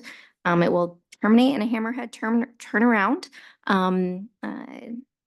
that provides access to the property to the north. It will be constructed to the public works standard for a typical road standard number 2, will be paved. A road RID will be established at the time of final plat to maintain the internal subdivision road. Because the property abuts York Road, which is a state secondary highway, there are no proportional share of impacts requirement for this subdivision. But I will say that because of York Road, there is a no access restriction that's going to be placed along there, obviously with the exception of Drop Tine Drive, so that any driveways onto those lots that abut York Road will come from the internal subdivision road. Right. Yeah, as you noted, the approval of the variance to road connectivity standards was just approved. And lastly, I will say that the applicants have already obtained an MDT approach permit for that road access to Drop Tine Drive. Thank you. Commissioners, discussion. I just want to talk about the standard for a hammerhead turnaround. So we talk about it as a turnaround. So that is adequate. And that's, I mean, there's a standard for it. So if a fire truck, say, had to turn around, or a dump truck or a garbage truck had to turn around, that's built into that standard? Yes, so the Public Works Manual does have standards for hammerhead turnarounds. Those have been designed to accommodate large fire trucks and other vehicles. And I knew that. I just wanted to talk about it because it's important that we discuss it on the record. Anything else about that? The road's pretty straightforward. It has to meet our county standards and all the other requirements for drainage and whatnot. This is including the variance, which we've already indicated we were wanted to grant to them. Correct. Yep. Yes, sir. Yep. Thank you for pointing that out. There's a total of, what are there, about, looks like relative to roads, there's a total of 25 items with conditions on many of them. Talking about findings? Yeah, 25 findings, is that what you said? Yeah. Gotcha. 25 I'm sorry, that's the proper way of saying 25 findings with conditions on many of them that are required in order to move forward. So yes, absolutely. So, some people might think that street signs and things are just magic. They appear, but that's one of the things that is part of our standard. As you build these streets, they have to have proper signage and drainage, and there'll be, as driveways come on, there'll have to be approach permits for those individual driveways. There'll have to be culverts, likely in most situations. I mean, that'll be determined by whomever looks at it in terms of if there is a need for a culvert. And then we talked about mail delivery already, but it is one of those things that ties in with the streets and roads, because there has to be somewhere where they get delivered to their homes, or there's a mailbox site or something like that. But that typically is one of those things that U.S. Postal Service will ask for or say, this is our requirement. That talk about all those things, I guess, a little bit. Yeah, absolutely. So in terms of mail delivery in relationship to road, it could be either, mail delivery to individual lots, or I think as encouraged, a centralized location for mail delivery, and any kind of road turnout that's associated with a mail facility will just, again, be reviewed when the road plans come in as required in condition number 4. Yeah. And I guess one of the other questions too is, people might have that are watching, why do we have these findings? Why are we doing all this? And I think one of the things we represent up here are the people that are going to be living in these homes. Often the developer may develop, sell all the lots, and they live somewhere else. That's not always the case, but often the case. And so we kind of represent the people that are going to be living there. Are they going to be able to get in and out of their homes? Are they going to have proper drainage? Are they going to have utilities that work? Are they going to have, you know, all the services that are required? So we have these, we create and develop and have these findings and conditions so that when this subdivision is complete and if approved, then it is, has the longevity that we're hoping for. And that the folks living there have the assets they need to have their services covered. So commissioners. Yeah, these findings relative to road and traffic, they run from page 12 through the top of page 20. And there are many conditions that we'll be talking about later that are included in there, but they're all, each one is important. They are, and there's several conditions, 4, 5, 7, 8, 9, 10, 11, 12, 14, and 16. And maybe we just go through those in the conditions of approval, but all of those are related to these findings under traffic, roads and traffic. Several conditions that relate. So we need to tie those back. How about regarding schools? So with regard to schools, the subdivision is in the Helena School District. The application materials included an email correspondence from the school district indicating that they can accommodate anticipated students from the subdivision. Okay, thank you. Pretty straightforward, commissioners. All right, finding of fact regarding emergency services. We've talked a little bit about this already, but it's important. We did pass a variance related to the fire suppression protection. And just looking here, parts of that. So that, I mean, that and those findings that were related to that variance are relevant here as well. Many cases. So just looking. Commissioners' comments about emergency services. Sheriff's Office has jurisdiction in this area. Yep. And the those findings regarding emergency services start on page 20 through page 21, 22, and about 2/3 of the way down page 23. And they're related to conditions of approval 3, 7, G, 8O, 15, 16. All those are related. All those conditions of approval are related to the findings of fact that are listed between page 20 and page 23. So feedback we've gotten from some of the commenters, Tri-County Regional Community Fire Protection Plan. I guess that's not feedback from an organization, but it ranks this as a low risk fire. It's not like on a mountainside. It's grasslands right now and next to a major arterial and fire protection within a mile. So it is considered low risk, generally low risk for fire. It's important to discuss. I'm just looking at any other big issues there. Okay. Thank you, commissioners. And that one. How about Parkland? No conditions of approval there, sir. Yeah, and it's not required. Correct, because this is a first minor subdivision, no parkland is required. Okay, gotcha. Impacts to natural environment.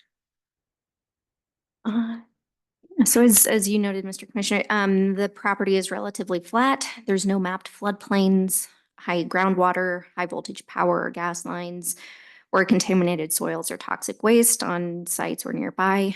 We did reach out to DEQ Open Pit Mining Division, and they don't have any records of excavation that occurred on the property just to the west, or indication of hazards associated with that property. There are some wetlands that the Montana Natural Heritage Program illustrates. These are on adjacent properties, properties to the north and properties to the west, and they're associated with the irrigation facilities and the gravel pit.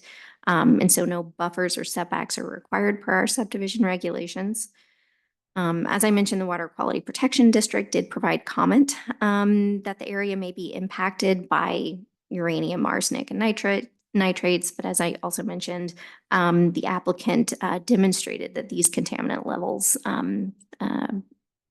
will likely be below the state and federal thresholds based on a water quality sample taken from Anders Road. And then lastly, impacts to stormwater are going to be mitigated through just a standard requirement that the proposal meet DEQ Circular 8 and obtain that NPDES permit and 5-year weed management plan. Thanks. Yeah, I think one of the things that stood out for me is just from DEQ's perspective, what looks like to be a gravel pit next door. There's no indication that there's toxic waste there or contaminated soils or anything like that that would pose a hazard to putting houses next door. So that's from our investigation thus far. And I guess what I would just say is that when we contacted them, they said they don't have any records no associated records with it. associated. Okay. All right. Thank you. Commissioners, any discussion about findings related to natural environment? Okay.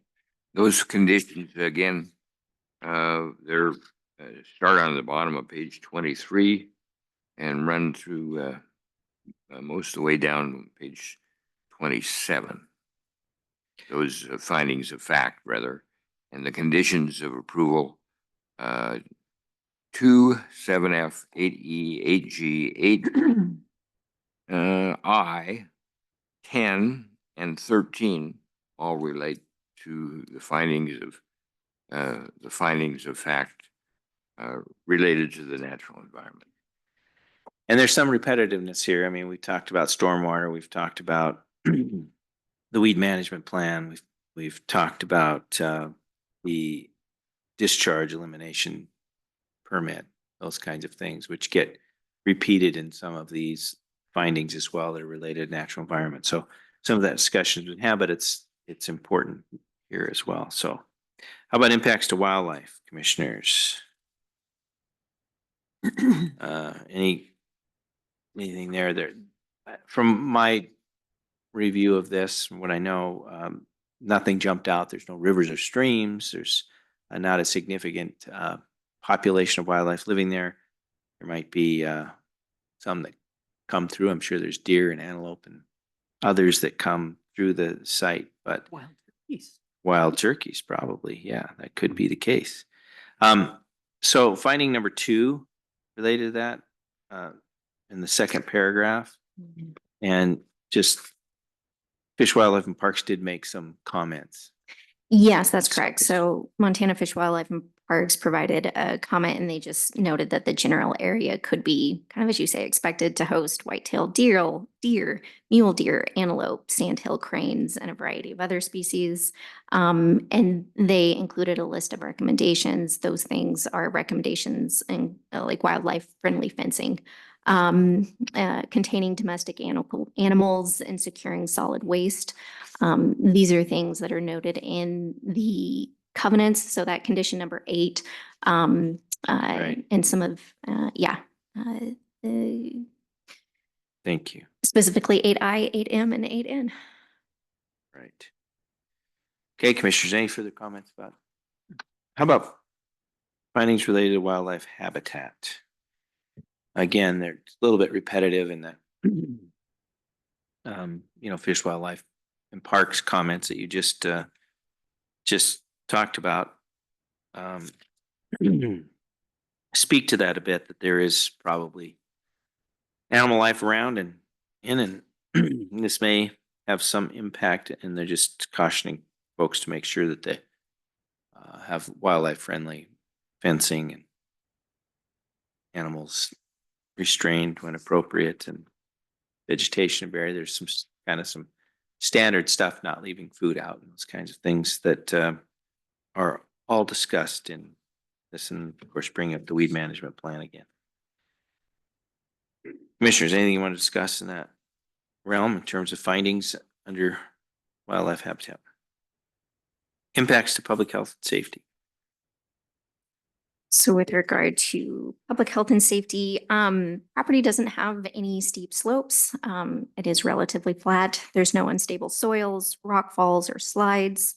There is a fault approximately 1 mile to the east. Lewis and Clark County is also rated as a Zone 1 county when it comes to radon.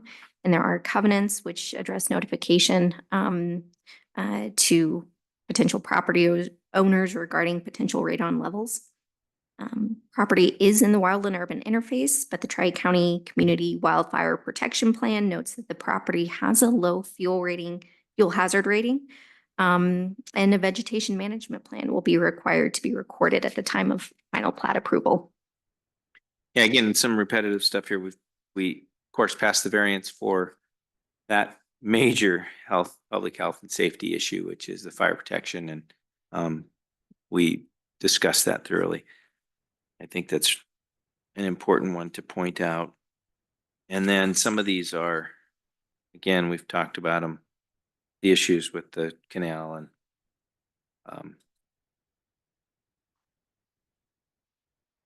just reading here. Mr. Chair, there are 2 findings of fact that have impacts on the public health and safety. And they were on pages 29 through 31, and there are conditions of approval, numbers 3, 7G, 8F, 8H, 8J, 8K, 8L, and 8O that relate to the relate to public health and safety. Okay, thank you, Commissioner. Compliance with subdivision regulations. Yeah, so the subdivision meets the requirements of the subdivision regulations if the variance requests are granted, which just were. In terms of the subdivision process, I will say that the application was granted sufficiency on August 16th, and the 35-day review period ends tomorrow on October 4th. Okay, so we're just under the wire here. Mm. All right.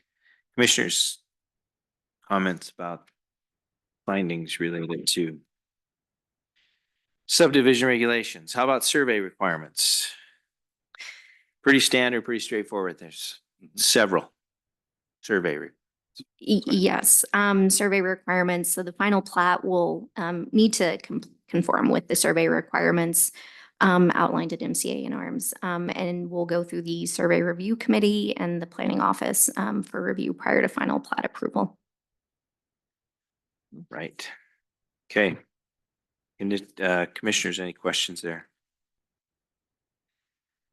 Provision of easements within and to the proposed subdivision for a location and installation of any planned utilities. We've talked about this a bit already. That's correct. Any utilities will need to be installed underground within the county road and utility easement. If additional easements are needed for the extension of utilities, those will just simply need to be shown on the face of the final plat. And again, that's what that discussion is what brought me to the why we do this. And we want to make sure that these are all in place and ready to go and adequate for the people who are going to be living there for the long term. So important. Provision of legal and physical access to each parcel within the proposed subdivision. This is where we talked about the road has to be built to county standard, but then there also, it's important that we consider those, what do we call them? Driveways, in our public works manual, what are they called? So approaches Approach- for approaches. for each lot. Approach permits, yeah. For sure. Each lot will have to have an approach permit, and And more specifically, because of the location of York Road and its classification, there will be a no No access. access restriction. And so those driveways will come off of the internal subdivision road, and all lots have access. And the reason for the approach permit is because there are standards. So depending on drainage and utilities and all of that, they have to be built in a certain way, a certain width, and some likely with culverts and those kinds of things that then have to be maintained and a whole bit. So it's important that those standards be met for the longevity of these approaches as well. Commissioners, anything else on that one? Thank you. Okay. And I guess related to the physical access and for each parcel, we reminder that we did pass the variance related to having to build the roads out to the east and west, so the street out to the east and west. Okay. Commissioners, it looks like we've nearly gone through all of the findings. Are there any other findings you'd like to discuss, talk about, go back? Do you want to do any further mention of anything related to the findings of fact? Are you comfortable with the findings? These are our findings. I am comfortable. Anything you want to add? Okay, and so look for a motion to adopt the findings of fact. And I want to make sure that we're including the passing of those variances are included in these findings as well. Is there a motion to do that, Commissioners? So moved. Second. Moved and seconded to approve the findings, adopt the findings of fact, including the variances. Excuse me, Mr. Chair. Yes, sir. I think we should probably, this year, the findings of fact run from page 4 to page 34 within All the right. packet. Thank you, Commissioner. Okay. Any other comment? No. All in favor of the motion signify by saying aye. Aye. Aye. Okay, thank you. Findings are adopted. On to the subdivision conditions of approval, which are on page 36. We've discussed many of these, but let's just go through them to make sure that we're relating them back to the findings that we just adopted. And so we talked about water and wastewater, Commissioners, and the DEQ approval that's necessary for water and wastewater activities on the site. And it mitigates findings under the impacts to water and wastewater under local services. Any comments or questions about that? Finding number 2 is prior to development, the disturbance 5-year weed management plan, and that relates to multiple findings. So there are a whole bunch of different finding categories where weed plan was brought up. Commissioner Payne had a comment about the weed district and how important weed elimination is, or weed protection, fighting weeds. Control. There That's you the go. word. I'm looking for better words. The third condition.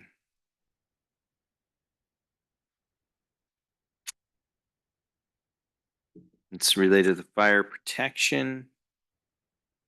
And findings under emergency impacts, emergency services and local services. We did pass a variance. There's a variance request. We passed the variance. And so these conditions relate to the fire protection. And they'll be using that fire protection site that has been agreed to in the variance request. Okay, that was number 3. Number 4, Commissioners. Internal access road has to be built to county standards. Hammerhead is being proposed, so this just provides the condition that that be done, mitigates findings, fact, impacts of utilities, road traffic, local services, provision of legal and physical access. We talked about all of those findings. If you want to discuss this condition any further, there are A, B, C under this, built in accordance with plans. sure they provide legal and physical access. Installation of utilities are all in those categories. So I think it's a pretty straightforward condition, and we've talked about it in the findings and related it back to this. Condition number 5. Approach permit for Montana Department of Transportation, which has already been done actually, but it is one of the requirements. Exactly. Okay. Prior to submitting final subdivision application, this is number 6. They'll have to show plans for installation of additional mailboxes, and it'll have to be reviewed and approved by the U.S. Postal Service, which we've discussed when we went through the findings and related it back to this condition. 7 is discusses the survey requirements, and there are multiple findings that relate back to this, to number 7. So on the plat, all of the detail will have to be shown, from easements to access, no access, the irrigation easement, stormwater access, and maintenance easement, easements for fire protection and maintenance if on site, which it's not proposed to be on site, and we've passed that variance, which kind of eliminates G, but all right. Number 8 relates to the plat again and restrictive covenants, and making sure that these notices are presented. And almost after every finding, commissioners, condition number 8 in some regard was implicated. And so if you look through this, there are notices A through Q, R, I'm sorry. A through R on pages 39, 40, 41, and 42. Meeting zoning regulations, approach permits. There's all kinds of different notices here that we're talking about, lighting restrictions. Just want to point out some of, if need be, talked about erosion control and vegetation management, which is the weed plan.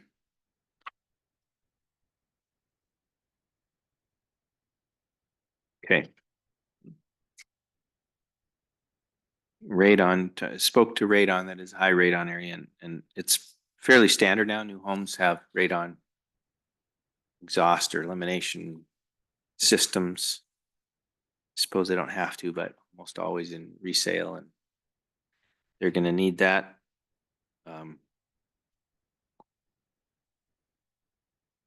Okay. Commissioners, anything else on number 8 that you want to talk about? Number 9, groundwater disturbance, ground disturbance, not groundwater. 1 or more acres of ground disturbed to have the discharge elimination, pollution elimination permit, which is standard with DEQ for disturbing ground, making sure that they're keeping it on site and doing it within regulation. Number 10. Number 10 is related to DEQ's stormwater drainage plan, and DEQ's review of stormwater as part of the Again, COSA. Standard and required Exactly. that they meet DEQ standards in their stormwater. Yes. Retention elimination, whatever that might be. 14. Rural 14, Improvement well, District. we can, do we want to go over 11? Oh, I jumped ahead, didn't I? Yes.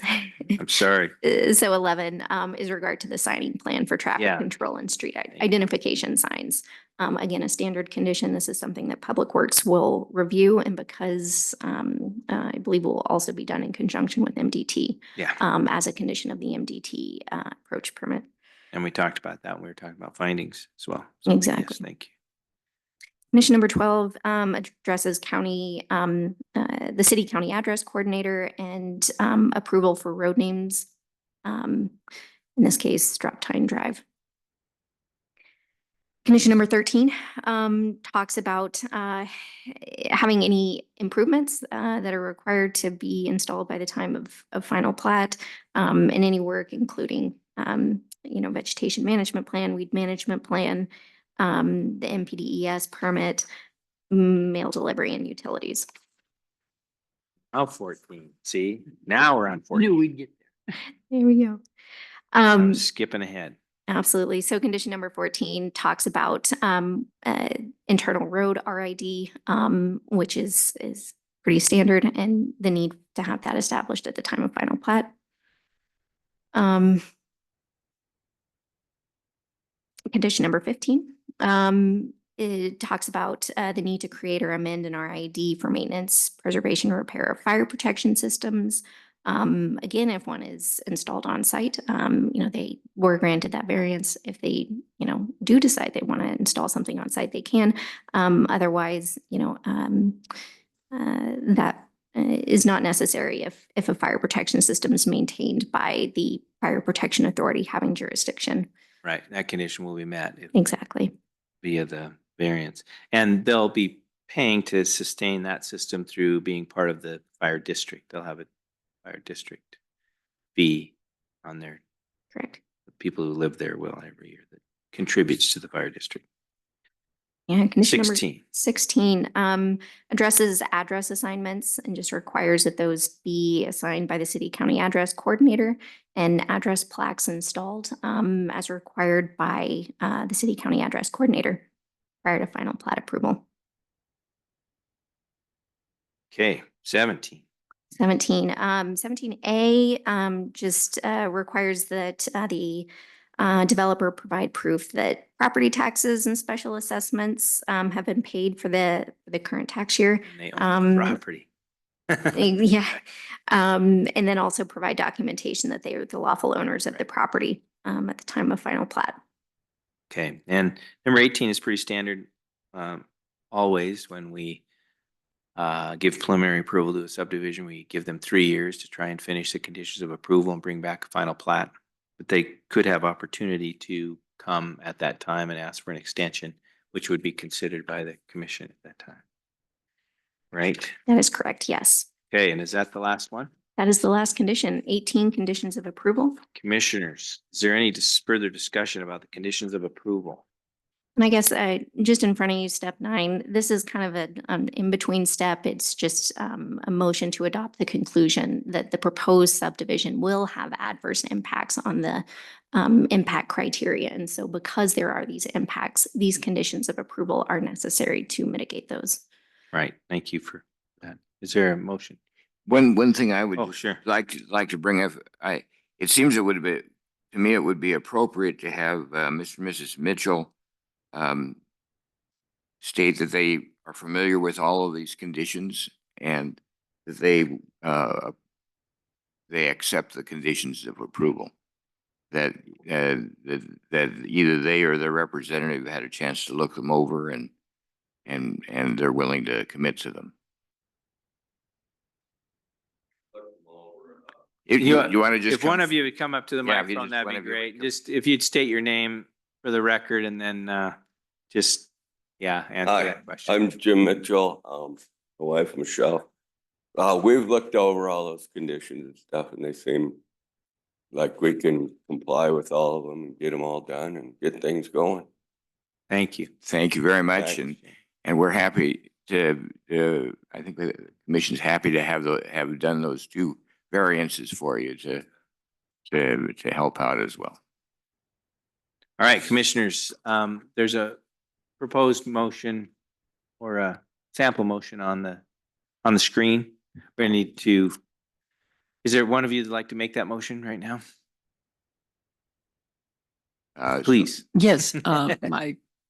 Chair, I move that we adopt the conclusion that proposed Drop Time Meadow subdivision will have adverse effects on the impact criteria. Second. Moved and seconded to adopt a motion that the subdivision be- will have adverse impacts on the impact criteria. Further discussion, commissioners? I believe we have pretty well discussed the adverse impact. I hesitate to use the term, beating a horse to, well, anyway, I think Okay. we have discussed this. All right. All in favor of the motion signify by saying aye. Aye. Aye. Okay. Commissioners, we have 18 conditions of approval that we've discussed as well. Is there a motion to approve the conditions of approval? So moved, Mr. Chairman. Second. Moved and seconded to approve the conditions, 18 conditions as we've discussed. Any further discussion? All in favor of the motion signify by saying aye. Aye. Now, commissioners, we have an overall motion, that original motion that was on the table to approve the subdivision. Now, within that motion, we have approved two variances. We've approved the findings of fact and the conditions of approval. Any concerns with that? And all of that's included in your motion still? Okay. Any further discussion? I would just like to say to the Mitchells and anybody else watching that this is it's a painful process. However, the reason we go through this in such detail is we want to make this decision as durable as we can, so that if anyone in the future tries to say you weren't thorough or you didn't consider everything, or I don't like the way they did this or that, we've tried to cover most of that and make sure that we're thorough, so that your proposal, if approved here in this last final vote, is something that can stand for a long time and you don't have to worry about it. We want to make sure that we're doing it right. So, commissioners, anything further? Wish you the best of luck too, by the way. All right, all in favor of the motion signify by saying aye. Aye. Aye. Aye. Congratulations. So We hope you go forward and have financial success with your project. And don't take 9 years to get it done. Oh, that's that other subdivision. All right. Rachel, thank you very much for your hard work on this. It's a lot of, just want to recognize that we come and we make these decisions, and it's painful for us, but it's a lot of work to get to this point where you've put together a proposal that can be presented to the commission, and you've worked with the applicant and all of the other parties that are invited to the table to add comment and contribute their expertise. So thank you for your hard work. Really appreciate it. All right, commissioners, we are at that time in our meeting where we will take any public comment that is under the jurisdiction but not on today's agenda. Is there any public comment? Any public comment? Hearing no public comment, we will stand adjourned. Thank you, guys.